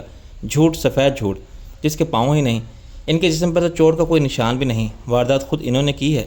6 لاکھ پاؤنڈ کا مال خود انہوں نے اپنے ساتھیوں کی مدد سے نکالا ہے اور باقی سب ڈرامہ ہے۔ ایسے نمک حراموں کی سزا موت سے کم کیا ہو سکتی ہے؟ مگر مالکان اپنا مال برآمد کرنے کے لیے پولیس سے مدد لیں گے اور پولیس کو تشدد کے وہ سائنٹیفک اور بہمانہ طریقے اختیار کرنے کا معاوضہ بھی ادا کریں گے جن سے پتھر کے بت بھی بولنے لگیں۔ اور سیکیورٹی گارڈ چوری کا مال اگلنے کے بعد خون اگلتے ہوئے جان بھی دے دیں گے، مگر جان دے کر عذاب کی زندگی سے رہائی کا آسان مرحلہ بعد میں بہت دیر سے آئے گا۔ لیکن سوال یہ ہے کہ اس ڈکیتی کی اطلاع پر جمی کا اور لارڈ پرائس کا فوری رد عمل کیا ہوگا؟ کیا جمی کو یہ اطلاع یہاں ہاسپٹل میں دی جائے گی؟ کسی میں ہمت ہے کہ 24 گھنٹے گزرنے سے پہلے ہونے والے اس نقصان کی عظیم خبر سنانے کی ہمت کرے؟ یقیناً یہ کام جولی کرے گی۔ جولی معاملہ فہم اور سمجھدار عورت ہے۔ وہ صورتحال سے نمٹنے کی صلاحیت رکھتی ہے۔ سرکس میں شیر پر سواری کرنے والے کی طرح جو جانتا ہے کہ جنگل کا بادشاہ غیظ و غضب میں پاگل ہو جائے تو اسے کیا کرنا چاہیے۔ ڈکیتی کی خبر ایٹمی دھماکے کی خبر سے کم نہ ہوگی۔ 3 لاکھ پاؤنڈ راستے میں لٹ گئے تھے تو اس صدمے نے اسے مجھے اتنا پاگل نہیں کیا تھا جتنا جمی کو کیا تھا۔ اسے وہ اپنا مال سمجھ رہا تھا، اس کی پلاننگ مکمل تھی اور سب کچھ اس کے شاندار منصوبے کے عین مطابق ہو رہا تھا۔ وہ کامیابی سے صرف 15 منٹ کے فاصلے پر تھا جب تقدیر نے اس کو زک پہنچائی اور اس کے 3 لاکھ پاؤنڈز کا مالک بن جانے کے خواب کو چکنا چور کر دیا۔ اصلاً نقصان پر مجھے سب سے زیادہ صدمہ ہونا چاہیے تھا اور نقصان پر سب سے زیادہ آنسو مجھے بہانے چاہیے تھے، مگر میں نے ثابت کیا کہ میرے اعصاب کتنے مضبوط ہیں اور مجھ میں صبر سے کام لینے کا کتنا حوصلہ ہے۔ ظاہر ہے اس کے بعد جمی ضبط کا مظاہرہ نہ کرتا تو کیا کرتا۔ اس نے اپنی ذات پر آنے والے الزام کو سچ بول کر رد کر دیا اور اس میں سب سے زیادہ مددگار جولی ثابت ہوئی۔ لیکن مفت میں ملنے والے 3 لاکھ پاؤنڈز کے ایک منصوبے کی ناکامی کے باوجود جمی نے خود کو مطمئن کر لیا تھا کہ چلو بدقسمتی سے ایک فائدہ نہیں ہوا، مگر اپنے پاس سے تو کچھ نہیں گیا نا، یا گیا تو شاہ عالم کا گیا۔ لیکن ڈکیتی کی واردات میں جتنا مال گیا وہ بھی میرے نقصان کے برابر تھا اور یہ جمی کا مال تھا۔ اس کے نصف کی مالیت اتنی ہی تھی جتنی اس نقد رقم کی جو ڈاکو مجھ سے چھین لے گئے تھے۔ جمی پہلے تو نہیں ہوا مگر اب ضرور پاگل ہو جائے گا۔ میں نے بڑی کامیابی سے شک کے جذبات کا ریلا لارڈ پرائس کی طرف موڑ دیا تھا اور اب جمی کو یقین تھا کہ ہم سے 3 لاکھ پاؤنڈ چھین کر لے جانے والے لارڈز کے اپنے گرکے تھے جو محل سے ہی ہمارے پیچھے لگ گئے تھے۔ اس نے مان لیا تھا کہ خود اس نے بھی ایسا ہی سوچا تھا کہ مگر لارڈ پہل کر گیا اور جمی منہ دیکھتا رہ گیا۔ اس اعتراف جرم سے جمی نے اپنی ذات کو الزام سے محفوظ کر لیا تھا، مگر ظاہر ہے بزنس میں اگر ایک پارٹنرز کی نیت میں اس حد تک ناقابل اعتبار ہو تو اس کے ساتھ مستقبل میں کوئی پارٹنرشپ کرنے کا کیا سوال۔ لیکن اس رات 6 لاکھ کے مال کا چوری ہو جانا معمولی بات نہیں تھی۔ میری ذات پھر شعبے سے بالاتر ہو گئی تھی کیونکہ میں زخمی ہو کر جمی کے ساتھ ہاسپٹل میں لیٹا ہوا تھا۔ اس کے علاوہ میں کسی گینگ وار میں شریک نہیں ہو سکتا تھا۔ لندن میں میرا کوئی انڈر گراؤنڈ گروہ نہیں تھا۔ میں ایک سیاسی شخصیت تھا اور نوادرات کی حد تک صرف ایک بزنس مین۔ میرے پاس ڈپلومیٹک پاسپورٹ تھا جس کی مدد سے میں بہت سی رکاوٹیں دور کر لیتا تھا، لیکن لندن میں ایک بیوی اور ایک چھوٹی بہن کے سوا میرا کوئی نہیں تھا۔ میں پاکستان میں بھی صرف سیاسی بدماشی کر سکتا تھا۔ میں کسی مافیا کا سربراہ یا کسی زیر زمین دنیا کا ڈان نہیں تھا۔ چنانچہ یہ طے تھا کہ اب 6 لاکھ پاؤنڈز کے نوادرات چوری کرنے کا الزام جمی اور لارڈ پرائس ایک دوسرے پر عائد کریں گے اور اس معاملے میں ان کے درمیان کوئی خوفناک گینگ وار بھی ہو سکتی تھی جس کا انجام دونوں کی تباہی کے سوا کچھ نہ ہو، مگر قانونی جنگ سے الگ وہ اپنی جنگ ضرور لڑیں گے، مگر ان کی جنگ کے اثرات خود کو محفوظ رکھنا میرے لیے بھی آسان نہیں ہوگا۔ اگر انہیں ذرا بھی شک ہو گیا میرا جینا عذاب کر دیں گے۔ میں نے اپنی طرف سے پوری احتیاط کی، لیکن لندن کی پولیس کی مثالی کارکردگی کی افسانوی شہرت غلط نہیں تھی۔ ان کے بارے میں مبالغے کی حد تک یہ کہا جاتا تھا کہ وہ ہر جائے واردات پر مجرم سے پہلے موجود ہوتے ہیں، کیونکہ ارتکاب جرم نے پہلے ہی کی ساری منصوبہ بندی ان کو معلوم ہو جاتی ہے، اور یہ کہ وہ کبھی مایوس نہیں ہوتے۔ پولیس کے سراغ رساں اس خیال پر عقیدے کی طرح قائم رہتے ہیں کہ ہر مجرم خواہ کتنا ہی ذہین اور دور بیس کیوں نہ ہو کوئی غلطی ضرور کرتا ہے۔ تاہم یہ بھی ایک حقیقت تھی کہ لندن پولیس بہت سی وارداتوں کا سراغ لگانے میں ناکام رہتی تھی۔ یہ الگ بات ہے کہ ہمارے ملک کی پولیس کے مقابلے میں یہ ناکامی کا تناسب بہت کم تھا۔ مجھے معلوم تھا کہ پولیس کے سراغ رساں اپنی تفتیش کی بنیاد پر شک پر رکھتے ہیں اور سامنے کی حقیقت کی بجائے امکانات میں ناممکنات کو زیادہ باریک بینی سے گناتے ہیں۔ وہ مجھ سے گھما پھرا کے وہی سوالات بار بار پوچھیں گے، نفسیاتی حربے استعمال کر کے مجھے کنفیوز اور گمراہ کرنے کی کوشش کریں گے اور میرے سچ کو جھوٹ تسلیم کرتے ہوئے میری ہر بات کو اپنے تجربے کی کسوٹی پر پرکھے بغیر مطمئن نہیں ہوں گے۔ چنانچہ میں نے فیصلہ کر لیا تھا کہ اپنے بیان کو زیادہ سے زیادہ حقائق تک محدود رکھوں گا۔ اس میں صرف لوگر اینڈ کمپنی کے ساتھ میری ساز باز کا ذکر نہیں ہوگا، باقی سب وہی ہوگا جو ہے۔ میں شاہ عالم ہوں، میں بنیادی طور پر نہ آرٹ ڈیلر ہوں، نہ نوادرات کا ماہر یا اسمگلر، میں سیاستداں تھا، لیکن لندن میں خاموش جلا وطنی کی زندگی گزار رہا ہوں۔ حال ہی میں مجھے ایک بار پھر پاکستان جانے کا موقع ملا تو میرے پرانے بزنس پارٹنر رب نواز نے مجھ سے رابطہ کیا اور پرانے کاروباری تعلقات استوار کرنے کی ضرورت پر زور دیا تو میں نے اس کی بات مان لی۔ میں پہلے بھی پاکستان سے نوادرات لاتا تھا، مجھے نہیں معلوم کہ رب نواز وہ نوادرات کہاں سے حاصل کرتا ہے اور کیسے، ان میں کتنے اصلی ہوتے ہیں کتنے جعلی، مجھے کچھ علم نہیں۔ یہ نوادرات یہاں میں جمی کے حوالے کر دیتا تھا، وہ مجھے ادائیگی کرتا تھا اور میں اپنا حق محنت رکھ کے باقی رب نواز کو پہنچا دیتا تھا۔ میرے لندن میں کاروباری رابطے تھے اور ڈپلومیٹک پاسپورٹ ہونے کی وجہ سے امیگریشن کے سخت مراحل میرے لیے آسان ہو جاتے تھے۔ بس میں لارڈ پرائس کے علاوہ بہت ملکی اور غیر ملکی خریداروں، آرٹ ڈیلروں اور نوادرات کے قدردانوں سے واقف ہوں۔ میرے پاس خود جمی کے فراہم کردہ نام اور پتوں کی فہرست تھی، یہ میں پولیس کے حوالے کر سکتا ہوں اور محفوظ رہ سکتا ہوں۔ میں اپنے خیالات میں اتنا محو تھا کہ فون کی گھنٹی بجی تو میں اچھل پڑا۔ میں نے ریسیور اٹھا کے سوالیہ لہجے میں کہا، ہیلو کون؟ تمہاری بیوی اور کون؟ روشنی نے عجیب سے لہجے میں کہا۔ میں نے کہا، یہ تمہاری آواز کو کیا ہوا؟ کیا تم روتی رہی ہو؟ اگر رونا ہے میرے نصیب میں تو۔ میں نے کہا، روشنی خیریت تو ہے نا؟ میری چھوڑو، اپنی سناؤ، میرا خیال تھا تم سو رہے ہوگے، مجھے نیند نہیں آ رہی تھی۔ اوہو، بڑے بے رحم ہیں ہاسپٹل والے، ہر مریض کو سکون سے سلا دیتے ہیں اور اتنی بڑی واردات میں زخمی ہونے والے شاہ عالم کی کوئی مدد نہیں کی۔ وہ طنز سے بولی۔ میں نے کہا، تمہیں سب معلوم ہے؟ وہ چلانے لگی، سب نہیں، بس اتنا ہی معلوم ہے جتنا مجھے بتایا گیا ہے، جتنا تمہاری اس خر دماغ بہن نے اور پاگل بہنوئی نے بتانا مناسب سمجھا۔ میں نے کہا، تم لڑنا چاہتی ہو فون پر؟ میں کیا لڑوں گی تم سے، اتنی اوقات ہے میری؟ پہلے ہی دن تم نے میری حد بندی کر دی تھی 60,000 پاؤنڈ کے ساتھ۔ ہر قدم پر تم مجھ سے جھوٹ بول رہے ہو اور یہ چاہتے ہو کہ میں تم پر اعتبار کرتی جاؤں۔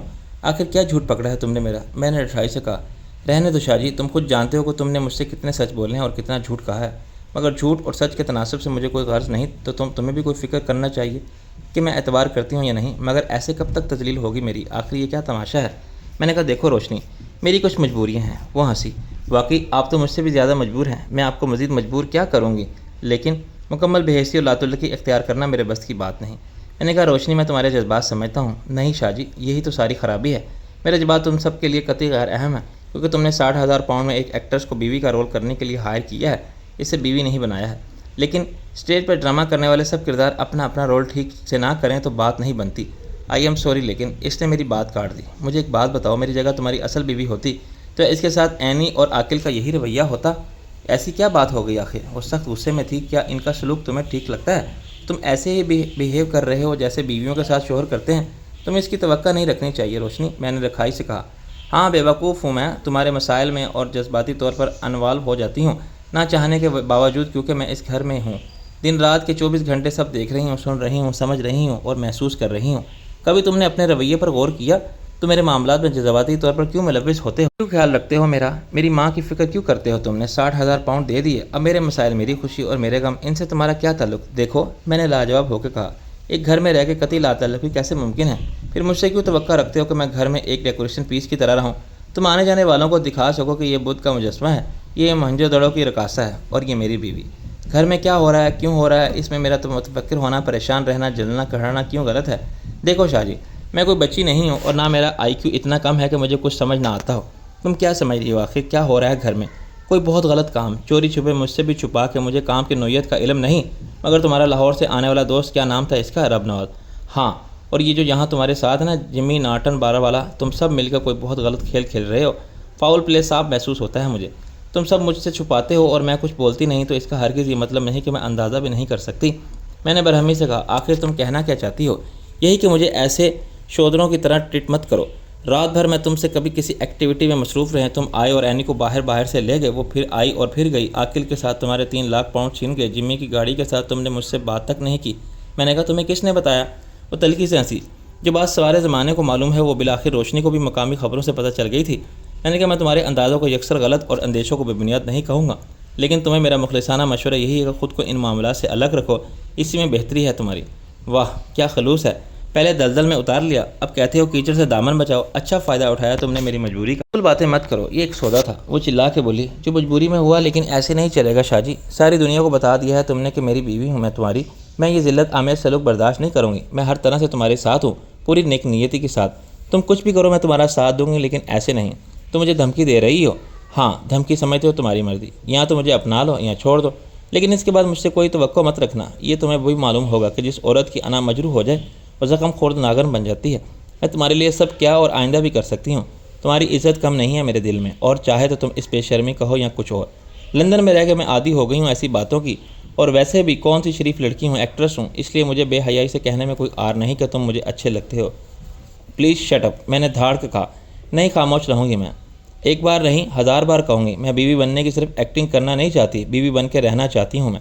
تمہارا دماغ خراب ہو گیا ہے روشنی، چلو یہی سمجھ لو، اور میرے دماغ کا علاج بس یہی ہے کہ تم مجھے اپنا لو، سب کے سامنے نہیں، اکیلے میں بھی بیوی مان لو۔ یہ ناممکن ہے، اسے تم ممکن بنا سکتے ہو، یقین کرو تم کو کبھی پچھتانا نہیں پڑے گا۔ میں کوئی بڑی لڑکی نہیں ہوں شاہ جی، بہت اچھی بیوی ہوں گی، میں ساری عمر تمہاری خدمت کروں گی، تمہاری کنیز بن کے رہوں گی۔ وہ رفتہ رفتہ جذباتی ہسٹریا کا شکار ہو گئی اور اب سسکیاں لے کر رو رہی تھی۔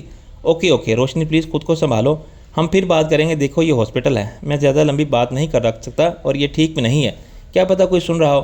مجھے بیوقوف مت بناؤ، تمہیں فیصلہ کرنا ہی ہوگا شاہ جی، ورنہ کیا۔ میرا پارا پھر چڑھنے لگا۔ مجھے اب کسی کا ڈر نہیں، میں مایوسی کی اس انتہا پر ہوں جہاں مجھے کوئی فرق نہیں پڑتا اگر میں مر جاؤں، لیکن مرنے سے پہلے میں کسی کو زندہ نہیں چھوڑوں گی جو میری بربادی کے ذمہ دار ہوں گے۔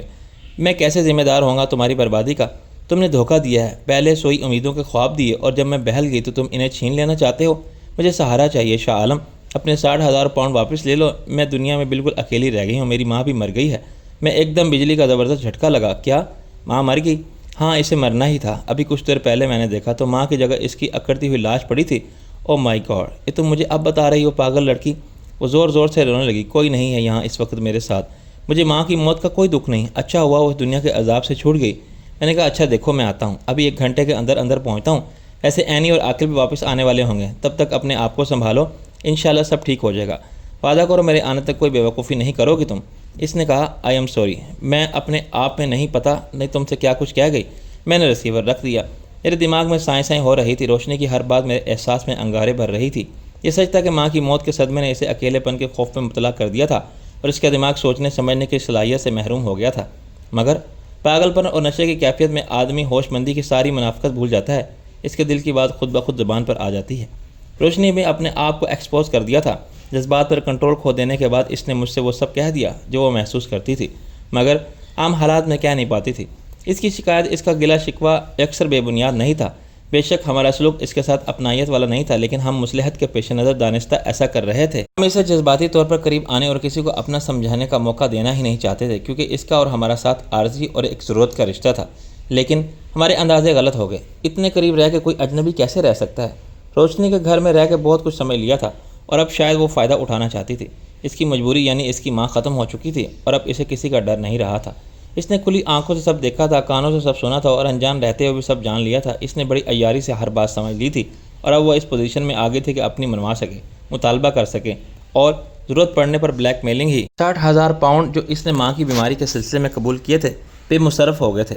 مجھ سے ملنے سے پہلے بھی وہ لندن میں اکیلی رہتی تھی اور گزر اوقات کے لیے ملازمت کرتی تھی، مگر اب اس نے کچھ اور سوچا تھا۔ وہ میری شریک حیات بننا چاہتی تھی، اور اس سب کی مالک ہونا چاہتی تھی جو میرا تھا۔ میرا وجود غصے کی آگ میں جلنے لگا۔ الو کی پٹھی مجھے دھمکی دیتی ہے۔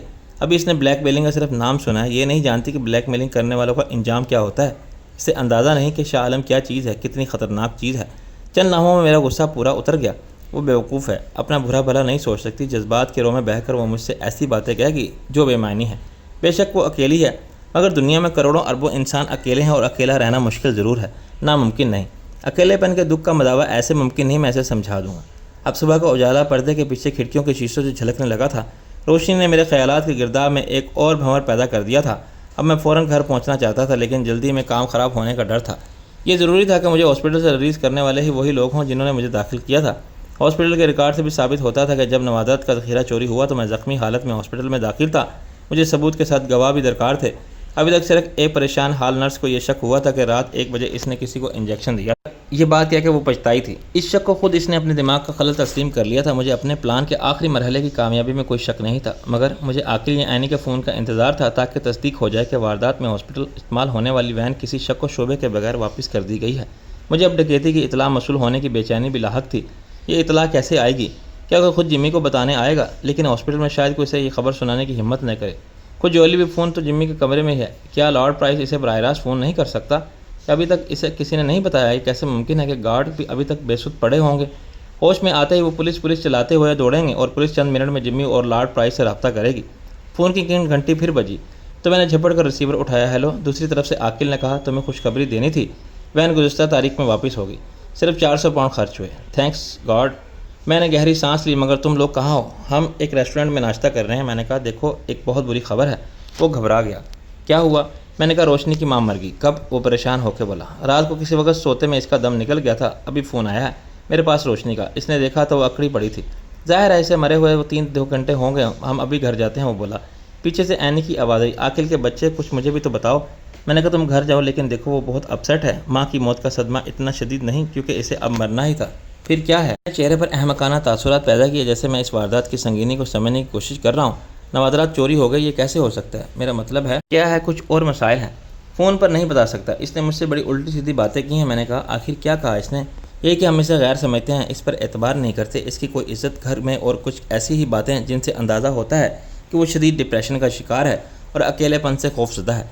इसके साथ ज़रा मोहब्बत और इज़्ज़त से पेश आना, और अगर वो ऐसी देश वैसी कोई बात कहे तो सुन लेना। ठीक है, तुम कब तक आओगे?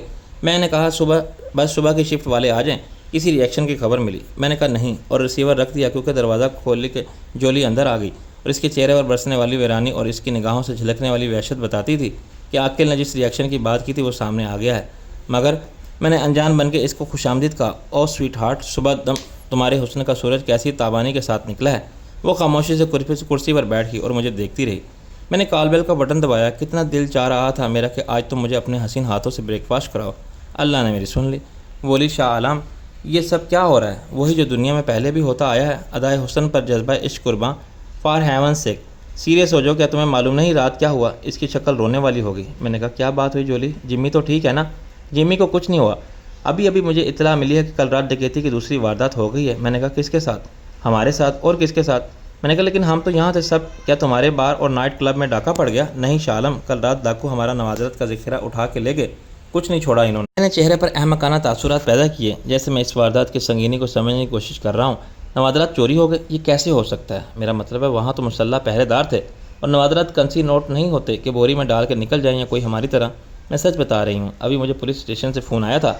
दोनों गार्ड ज़ख्मी और वहाँ रिपोर्ट दर्ज कराने गए हैं। मैंने कहा मैं अभी तक समझने की कोशिश कर रहा हूँ कि ये मुमकिन कैसे हुआ, यह सब किस वक्त हुआ और कौन हो सकता है वो। जोली ने कहा देखो तफसीलात तो पुलिस ही बताएगी। जो मुझे मेरे गार्ड ने बताया यह था सुबह 3:30 बजे के करीब 2 अफराद ने इनको नॉकआउट किया। इनमें से एक के पास गन थी, दूसरा गालिबन जोडो कराटे के फ़न का माहिर था। इसने के हाथ मार के गार्ड को बेहोश कर दिया और फिर नवादरात समेट कर ले गए, मालूम नहीं कैसे। मैंने कहा इसके लिए वो ज़रूर टक लाए होंगे और तमाम नवादरात को ऊपर से नीचे पहुँचाने वाले लोग भी इनके साथ होंगे। सिर्फ 2 आदमी ये काम करते तो घंटों लग जाते, फिर भी किसी ने ज़रूर देखा होगा। वो सख्त इस्तराब में अपने नाखून काटती रही। शाह आलम तुम क्या अंदाज़ा कर सकते हो तो आखिर कौन हो सकता है हमारा ऐसा दुश्मन? कौन हमारी तबाही के दर पे है? कल दोपहर इसने नवादरात का मुआवजा छीन लिया तुमसे, रात को वो नवादरात ले गए। मैंने नफ़ी में सर हिलाया। मैं क्या कहूँ, मेरा तो दिमाग ही काम नहीं कर रहा। फिर भी तुम कुछ अंदाज़ा कर सकते हो? इसने इसरार किया। जोली डियर, मैंने कहा अंदाज़ा तुम भी कर सकती हो, पहले तुम बताओ, शायद हमारे जहन में वही एक नाम हो। तुमने भी वही सोचा जो मैं सोच रहा हूँ। वो कुछ देर तजब्जुब का शिकार रही। मेरा जहन जाता है लॉर्ड प्राइस की तरफ। मैंने सर हिलाया। मेरे जहन में भी इसी का नाम आया है, मगर वो इतना बेवकूफ़ नहीं हो सकता कि 12 घंटे में दूसरी वारदात करे। मेरे बाद जुम्मी को भी लूट ले। बात मुझे हजम नहीं होती। वो इतना बड़ा रिस्क लेने की हमाकत नहीं कर सकता। अगर वो नहीं तो फिर कौन है? सोचो कौन है? हम बड़ी मुसीबत में पड़ जाएंगे। कोई ज़रूर किसी को मार डालेगा। आपस के कष्ट खून से बचने के लिए और आपस की दुश्मनी से महफूज रहने के लिए ऐसा दुश्मन का पता चलाना बहुत ज़रूरी है। मैंने कहा ज़रूरी तो है, लेकिन ये इतना आसान नहीं होगा। खुद पुलिस कुछ करे तो बात है, वरना मेरी समझ में तो ये बात बिल्कुल नहीं आती। कल मेरे 3 लाख पाउंड लूटने के ख्वाहिशमंद दोनों थे, जिम्मी और लॉर्ड प्राइस, मगर प्राइस बाजी ले गया। मेरा तो मुस्तकबिली तारीख हो गया है। मैं सिर्फ एक मिडल मैन हूँ। नवादरात किसी और के होते मैं इन्हें यहाँ लाकर डीलर को सौंप देता हूँ और कीमत असल मालिकों तक पहुँचा के अपना हक़ के मेहनत वसूल करना काफ़ी समझता हूँ। बरसों से यही दस्तूर है। जिम्मी या लॉर्ड प्राइस की तरह मेरा लंदन में कोई बिज़नेस या कोई गैंग नहीं है। अब मैं क्या वापस लेकर जाऊँ, और जिनके नवादरात थे इन्हें क्या मुँह दिखाऊँ? फिर वो मेरा मुंह देखकर कब मुतमईन होंगे? वो तो कहेंगे नुकसान पूरा करो। मैं कई बरस के लिए दिवालिया हो गया। जिम्मी भी सदमे से पागल हो जाएगा। मैंने कहा यह नीयत की सज़ा है। कल इसने सोचा था कि मुझे लूट ले। कुदरत ने पहले इसकी सज़ा का बंदोबस्त कर लिया था। कोई इससे भी बड़ा डाकू इसे लूटने के लिए तैयार बैठा था। ये प्लान पहले से इसके जहन में था, लेकिन इस पर अमल दरामद ऐसे वक्त में हुआ कि दोनों वारदातों के पीछे एक ही मकसद और एक ही हाथ कारफरमा नज़र आने लगा। शायद वो भी यही चाहता था। शाह आलम खुदा के लिए मुझे बताओ कि मैं क्या करूँ? मैं बहुत ज़्यादा अपसेट हूँ। अभी पुलिस आ जाएगी। मैंने कहा तुम इन्हें कब तक टाल सकती हो? बेहतर है कि पुलिस के आने से पहले जिम्मी को जहनी तौर पर तैयार कर लो। तो मेरे साथ चलो। میں اٹھ کھڑا ہوا۔ آل رائٹ، تمہارا حکم ہے تو ٹالا نہیں جا سکتا۔ جولی نے خوش ہونٹوں پر زبان پھری۔ شاہ عالم، یہ کام کسی آرٹ ڈیلر یا نوادرات کے اسمگلر کا بھی تو ہو سکتا ہے کو تم جانتے ہو۔ اگر تمہارا اشارہ رب نواز کی طرف ہے تو نو، کیوں؟ وہ بھی شریف آدمی تو نہیں ہے؟ کیا یہ ناممکن ہے کہ اس نے ایک ہاتھ سے رقم وصول کرنے اور دوسرے سے مال واپس لینے کا پروگرام پہلے سے بنا لیا ہو؟ وہ مارا جائے گا۔ جولی ڈارلنگ، اپنے دماغ پر بلا وجہ زور مت ڈالو، ایسی الٹی سیدھی باتیں مت سوچو۔ رب نواز پاکستان میں ہو اور واردات لندن میں ہوئی ہے۔ اتنا عرصہ وہ تمہارے ساتھ رہا، کیا اس کی کسی بات سے تمہیں شک ہوا؟ کوئی بزنس کرنے کی بجائے ڈکیتی کرنے کا سوچ رہا ہے؟ نو، ویسا کام کرنے کا اہل ہی نہیں ہے میری طرح۔ یہ کسی گروہ کا پلان ہے جس کے پاس وسائل ہیں اور طاقت ہیں، پوری انفارمیشن ہے اور بہت کچھ کیا؟ میں نے کہا مثلاً گڈ ول ہے، شک سے محفوظ رہنے کے لیے تجربہ ہے اور صلاحیت ہے، سراغ مٹانے کی اور تفتیش کو غلط رخ پر موڑنے کی، جگہ ہے مال کو غائب رکھنے کے لیے، اور مارکیٹ کے رابطے میں ہے چوری کے مال کو ٹھکانے لگانے کے لیے۔ جمی ناشتہ کر کے بیٹھا تھا اور ٹی وی پر مقامی خبروں میں گزشتہ رات کی ڈکیتی پر رپورٹ دیکھ چکا تھا۔ How are you Shah Alam? اس نے ٹی وی بند کر دیا۔ میں نے تھکے ہوئے شخص کی طرح کرسی پر بیٹھ کر گر گیا۔ میرے پاس کچھ نہیں رہا، میں برباد ہو گیا۔ جمی، اب کوئی مجھ پر اعتبار نہیں کرے گا۔ 3 لاکھ پاؤنڈ کا قرض چکاتے چکاتے میں بوڑھا ہو جاؤں گا۔ مجھے تسلی دینے کے لیے بولا، ہو سکتا ہے پولیس ڈاکوؤں کا سراغ لگا لے۔ میں تو کہتا ہوں کہ تمہیں ڈرے بغیر لارڈ پرائس کا نام لینا چاہیے، کسی ثبوت کے بغیر۔ پولیس اس پر ہاتھ ڈالنے کی ہمت نہیں کر سکتی، الٹا میں پھنس جاؤں گا۔ وہ بولا، کیا تم نے ناشتہ کیا؟ میں نے کہا میری بھوک نیند سب غائب ہو چکی ہے۔ چلو یار، اب جیسے بھی ہوگا اس نقصان کو برداشت کریں گے۔ میں تمہارا پچھلا قرض معاف کر دوں گا، ہمارے کاروباری مراسم تو رہیں گے نا؟ جولی نے میری طرف دیکھا اور شوہر کی نظر بچا کے مجھے اشارہ کیا کہ میں اصل بات کی طرف آؤں، لیکن میں اپنے آپ میں اتنی ہمت نہیں پاتا تھا کہ جمی کو ایسے پاگل کر دینے والی خبر سناؤں۔ بات یہ ہے جمی، میں نے تمہید باندھی۔ وہ جولی کی طرف دیکھ کے بولا، کیا بات ہے؟ تم نے کیا کہہ دیا میری خوبصورت بیوی سے کہ اس کا چہرہ اترا ہوا ہے؟ میں نے کہا، جولی ایک بری خبر سنانے آئی ہے تمہیں۔ کیسی بری خبر؟ جمی چوکنا ہو گیا۔ میں نے دل مضبوط کر کے تمہارے نوادرات کا سارا ذخیرہ چوری ہو گیا ہے۔ وہ چند سیکنڈ منہ کھولے بیٹھا رہا۔ یہ کیا بکواس ہے؟ میں نے کہا، یہ حقیقت ہے۔ ابھی پولیس آنے والی ہے، میں چاہتا ہوں کہ تم خود کو کنٹرول میں رکھو۔ وہ چیخا، جولی واٹ از دس؟ یہ کتا کیا بھونک رہا ہے؟ جولی نے کہا، یہ ٹھیک کہہ رہا ہے ڈیئر، کل رات یعنی جو گزری ہے، کسی نے ڈاکہ ڈالا ہے اور ہمارے نوادرات کا سارا ذخیرہ لے گیا ہے۔ جمی نے چیخ کے گلاس کو دیوار پر دے مارا۔ یہ جھوٹ ہے، یہ سچ نہیں ہو سکتا جولی، خدا کے لیے جمی خود کو سنبھالو۔ ایسا ہی ہوا ہے، جولی نے کہا۔ اس کی کیفیت جنونی ہو گئی۔ نہیں، میں ایسی بات کو نہیں تسلیم کر سکتا، یہ ناممکن ہے۔ وہاں مسلح گارڈز کھڑے تھے اور نوادرات کا اتنا بڑا ذخیرہ تھا، کوئی جیب میں یا بیگ میں ڈال کے تو نہیں لے جا سکتا۔ وہ دھاڑ کے بولا۔ اس شور نے ڈاکٹروں کو متوجہ کر لیا۔ وہ 2 نرسوں کے ساتھ ایک ڈاکٹر اندر آ گیا۔ مسٹر جیمز، یہ کیا ہو رہا ہے؟ Shut up and get out, Jimmy نے چلا کر کہا۔ میں نے کہا، ڈاکٹر، ایک بری خبر نے اس کے ذہن کو متاثر کیا تھا۔ شاہ عالم، یو باسٹرڈ، بری خبر کے بہانے تم مجھے انجیکشن لگوانا چاہتے ہو، مجھے سلانا چاہتے ہو۔ میں رات بھر سوتا رہا اور کیا تم اور جولی عیش کرتے رہے؟ تمہاری شکلوں سے صاف نظر آ رہا ہے تم دونوں نے سازش کی ہے، تمہیں مجھے پاگل کرا دو گے۔ وہ دیوانہ وار چیخنے لگا اور چیزوں کو کرانے لگا۔ صدمے سے اس کا دماغ واقعی الٹ گیا تھا۔ ڈاکٹر نے اسے پکڑنے کی کوشش کی تو اس نے ڈاکٹر کو دھکا دے دیا اور کہا، دفع ہو جاؤ یہاں سے، تم بھی ان کے ساتھی ہو، تم نے ان دونوں سے رشوت لی ہے مجھے پاگل کرنے کے لیے۔ انہوں نے تو سوچا ہوگا کہ میرا ہارٹ فیل ہو جائے گا، مگر میں جان سے مار دوں گا ان دونوں کو۔ اکیلا ڈاکٹر اسے قابو نہیں کر سکتا تھا۔ دونوں نرسوں نے ایمرجنسی الارم دیا اور مدد طلب کر لی۔ 2 منٹ میں 3 ہٹے کٹے سیکیورٹی گارڈ وہاں پہنچ گئے۔ جمی انہیں بھی گالیاں دیتا رہا، مگر انہوں نے پیشہ ورانہ مہارت کے ساتھ اسے جکڑ لیا۔ پھر ڈاکٹر نے اسے انجیکشن لگا دیا۔ میں ہمیشہ اس کے سامنے جولی سے مذاق کرتا تھا اور اس کے ساتھ رومانٹک ہو جاتا تھا۔ میرا خیال تھا کہ جمی اسے مذاق ہی سمجھے گا، مگر اس کے جنسی طور پر بیمار ذہن میں شک کا کیڑا فوراً کلبلانے لگتا تھا۔ اس نے کبھی میرے سامنے کوئی ناگواری ظاہر نہیں کی، مگر اندر ہی اندر میری ہر بات کا برا منا رہا تھا۔ یہ سب لاشعوری نفرت کا زہر اچانک پھوٹ پڑا تھا۔ اصل صدمہ کچھ اور تھا، مگر ہوش کے بریک فیل ہوتے ہوئے اس نے وہ سب بھی بک دیا تھا جو سچ نہیں تھا، مگر اسے سچ کی طرح ڈرانے والا لگتا تھا۔ 3 منٹ میں جمی ڈھیلا پڑ گیا۔ اس کی چیخ و پکار بھی گراہٹ میں ڈھل گئی تھی اور اس کی غسیلی نفرت بھری آنکھیں بند ہونے لگی تھی۔ ڈاکٹر نے اسے آرام سے لٹا دیا۔ بری خبر کیا ہوتی ہے؟ میں نے کہا، ایک اور ڈکیتی کی واردات میں ڈاکو اس کے 6 لاکھ پاؤنڈز لے گئے ہیں۔ ڈاکٹر کی آنکھیں پھیل گئیں۔ 6 لاکھ پاؤنڈز کیش؟ میں نے کہا، نہیں، 6 لاکھ پاؤنڈز کا مال۔ مجھے اندازہ نہیں تھا کہ اس کا اتنا تباکن اثر ہوگا۔ جمی مضبوط اعصاب رکھنے والا شخص ہے۔ ڈاکٹر نے سر ہلایا۔ ابھی اس کے حساب پر کل کے واقعات کا اثر ختم نہیں ہوا تھا۔ میں نے کہا، اب پولیس آنے والی ہے۔ ڈاکٹر نے کہا، اس حالت میں پولیس کیا پوچھے گی اور پھر ہم اس کی اجازت کب دیں گے؟ لیکن میں تو ٹھیک ہوں، میرا خیال ہے کہ میں ان سے بات کر سکتا ہوں اور شاید اب میرا ہاسپٹل میں رہنا بھی ضروری نہیں۔ میں نے کہا، وہ ہم دیکھیں گے، ابھی تم اپنے کمرے میں جا کے بیٹھ جاؤ۔ ریلیز سے پہلے فائنل چیک اپ ضروری ہے۔ آپ بھی خاتون یہ خیال رکھنا ضروری ہے کہ یہ ہاسپٹل ہے، کوئی کلب نہیں۔ آپ نے یہ سمجھا ہوتا تو اتنا ہنگامہ نہ ہوتا۔ ڈاکٹر بگڑ گیا۔ پولیس کے 2 سراغ رساں ہاسپٹل پہنچ گئے تھے، مگر اوپر کسی مریض کے کمرے میں جانے کے لیے انہیں ڈاکٹر کی اجازت درکار تھی۔ وہ نیچے ویٹنگ ہال میں بیٹھے رہے۔ میں نے اپنے کمرے میں ناشتہ منگوایا۔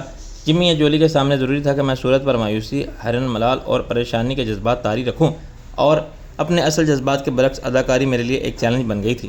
اندر سے میں بہت خوش تھا، میرا پلان بہت کامیاب تھا، اور اب وہ وقت بہت قریب ہے جب شاہ عالم سارا مال غنیمت سمیٹ کر لندن سے ہی نہیں اس دنیا سے بھی ہمیشہ کے لیے غائب ہو جائے گا۔ لیکن اس سے پہلے مجھے بہت سے مرحلے درپیش تھے۔ مجھے تفتیش کے عمل میں قانون سے تعاون کرنا تھا اور اپنے آپ کو شاہ عالم کے کاروبار سے ایسے باہر نکالنا تھا کہ جمی کو شک بھی نہ ہو۔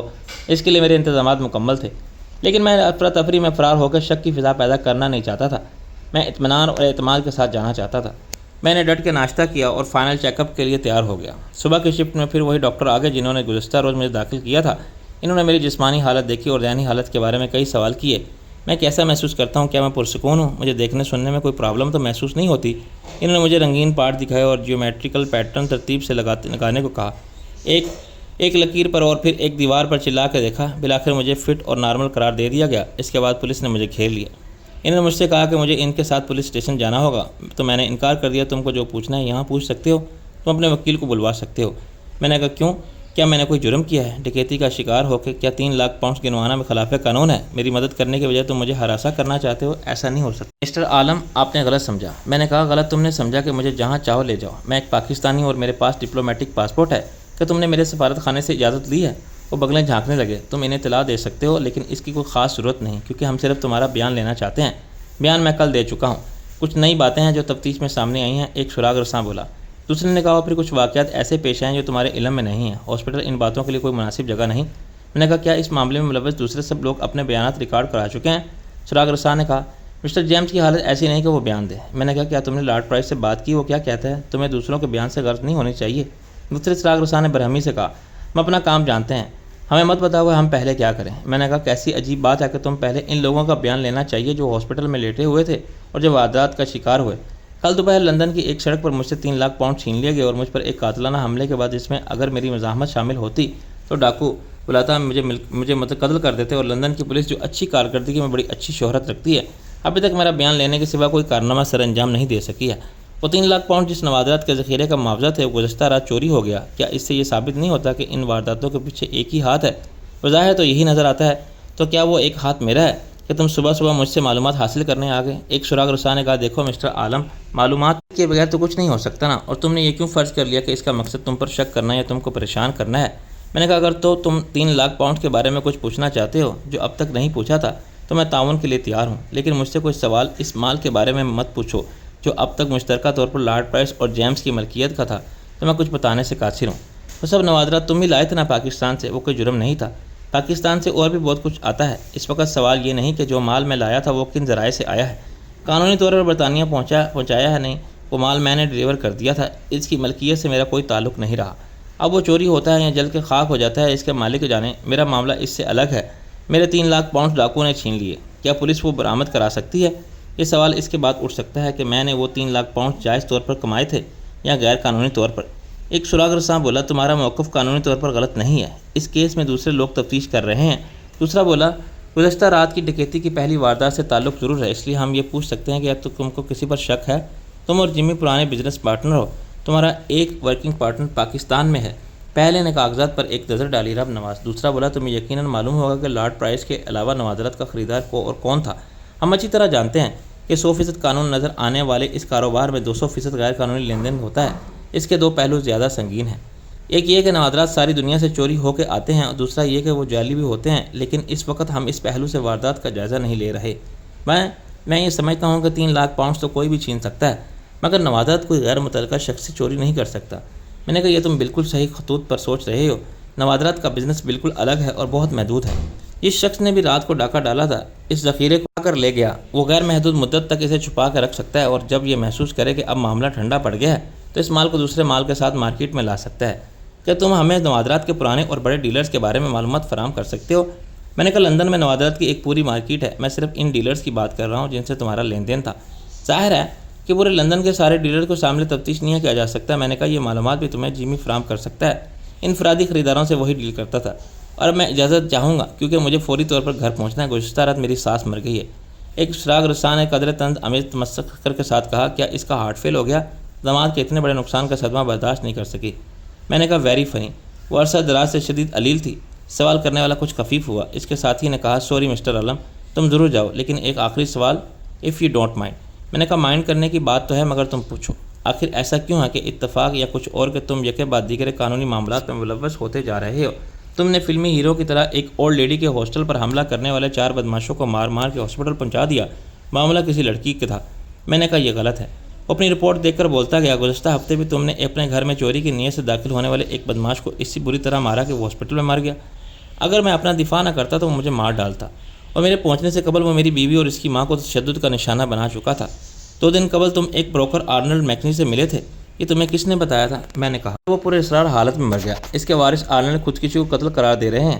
میں نے کہا جس شخص سے وہ آخری بار ملا تھا وہ لارڈ پرائس تھا۔ میں نے چلا کر کہا ان کے درمیان کمیشن کا جھگڑا تھا بظاہر، لیکن صرف جائز کمیشن کی ادائیگی کے مسئلے پر کوئی بروکر کو قتل نہیں کرتا۔ آخر میں نے بھی تو اسے 15,000 پاؤنڈ ادا کیے تھے، غالباً ان کے درمیان کوئی اور اختلاف پیدا ہو گیا تھا۔ اس نے کچھ لکھتے ہوئے کہا مثلاً میں نے کہا لارڈ کا نام بہت بڑا ہے لیکن اس کی نیک نامی نہیں، یہ سمجھا جاتا ہے کہ وہ انڈر ورلڈ سے مضبوط کنیکشن رکھتا ہے اور اس نوادرات کی مافیا کو کنٹرول کرنے والوں میں شامل ہے۔ اس کے لیے بھی لوگ ہوں گے دوسرے شہروں میں اور ملکوں میں، لیکن یہاں میں نے صرف اس کے بارے میں ہی سنا ہے۔ تم نے صحیح سنا ہے، ظاہر ہے میں اس بزنس سے وابستہ ہوں۔ ممکن ہے آرنلڈ میکنی سے چوری کے مال یا جعلی نوادرات کے کسی مسئلے پر لارڈ کو بلیک میل کرنا چاہا ہو، اس کے پاس لارڈ کے دھوکہ دہی کا کوئی ایسا ثبوت ہو جس سے لارڈ پرائس کو کاروباری نقصان ہونے کا اجتماعی ہو یا احتمال ہو یا اس کی کاروباری ساکھ تباہ ہوتی ہو۔ آرنلڈ اپنے شعبے میں ماہر فن کی حیثیت رکھتا تھا، اس کی رائے کو مسترد نہیں کیا جا سکتا تھا۔ میں صرف امکان کی طرف اشارہ کر رہا ہوں، وجوہات قطعی مختلف بھی ہو سکتی ہیں۔ کیا تم بھی یہ سمجھتے ہو کہ اور شک کرتے ہو کہ کل کی ڈکیتی جس میں تمہارے 3 لاکھ پاؤنڈ چھین لیا گیا خود لارڈ پرائس کی منصوبہ بندی کا نتیجہ تھی؟ ان میں سے ایک نے اچانک سوال داغ دیا۔ کسی ثبوت کے بغیر میں الزام تو نہیں لگا سکتا، لیکن اپنے طور پر میں لارڈ پرائس کے سوا کسی کو شک بھی نہیں کر سکتا۔ میں نے کہا تم نے ابھی کہا تھا کہ ایک آخری سوال، لیکن تم 10 سوال پوچھ چکے ہو، اب میں چلتا ہوں۔ میں نے کہا اپنا دفاع کرتے ہوئے الزامات کا بوجھ لارڈ پرائس کی طرف منتقل کر دیا تھا۔ پولیس والے بیوقوف نہیں تھے، جن امکانات کی طرف میں نے اشارہ کیا تھا وہ پہلے ہی ان کے ذہن میں تھے۔ دونوں سراغ رساں باہر تک میرے ساتھ آئے۔ کہا جہاں تک میں سمجھ چکا ہوں اس بزنس مین میں رب نواز جو پاکستان میں ہے سپلائر تھا، تم کوریئر کا کام کرتے تھے اور جمی تم سے مال خرید کر آگے دیتا ہے، رائٹ۔ میں نے کہا اس کی صحیح اور مکمل معلومات تمہیں جمی دے سکتا ہے۔ میں تو جب مال کے ساتھ آتا تھا تو میری ڈیلنگ صرف جمی سے ہوتی تھی، میرا قیام بھی مختصر ہوتا تھا، لیکن یہ بہت پرانی بات ہے۔ اس کے بعد ایک طویل عرصے تک تم کاروبار سے باہر رہے؟ میں نے کہا ہاں، اور اس لمبے وقفے کے بعد وہ پہلا کاروباری رابطہ تھا۔ میں ایک ٹیکسی میں بیٹھ گیا تو منکر نکیرین کے نازل ہو جانے والے ان فرشتوں سے میری جان چھوٹی۔ ان کے پاس میری پوری فائل تھی، 24 گھنٹے میں انہوں نے میرا ساری ماضی کھنگال لیا تھا اور کمپیوٹر سے ریکارڈ لے کر لندن میں میرے قیام کی پوری تاریخ مرتب کر لی تھی۔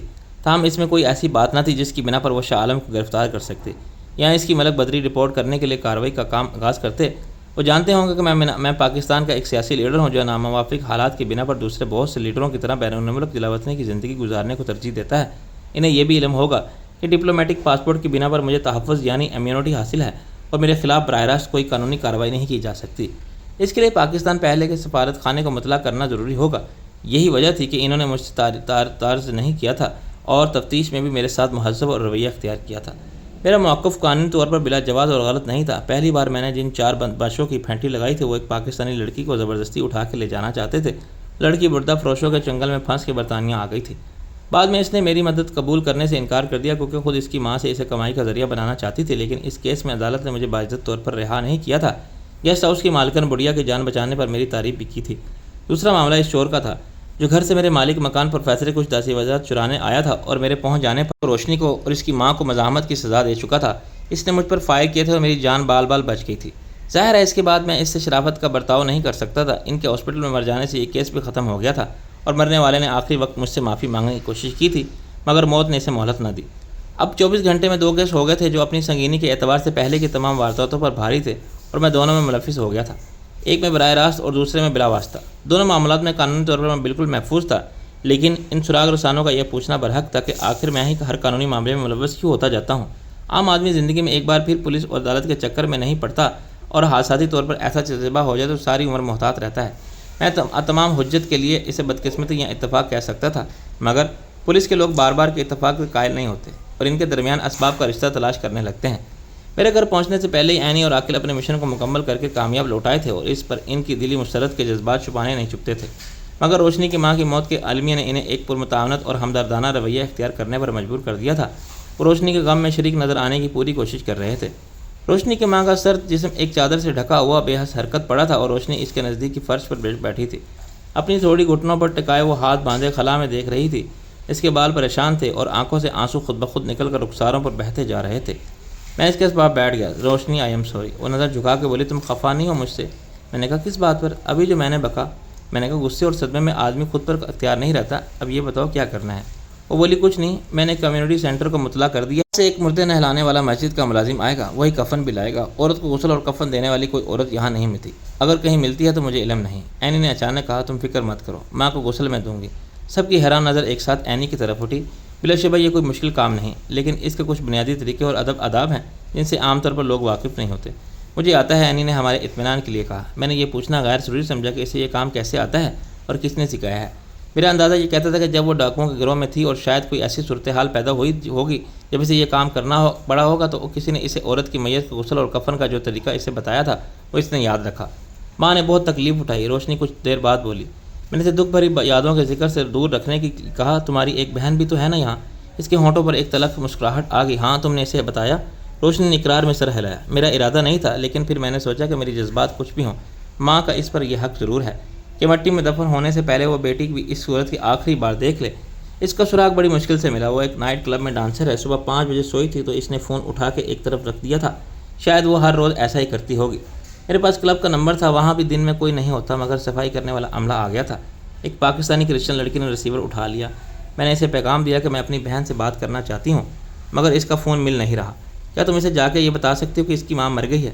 اس کی نیک دل لڑکی نے کہا کہ میں ابھی پتہ کرتی ہوں وہ کہاں رہتی ہے. آپ کا پیغام پہنچ جائے گا، وہ خود فون کرے گی آپ کو. پھر فون کیا اس نے؟ ہاں، تمہارے آنے سے کچھ دیر پہلے.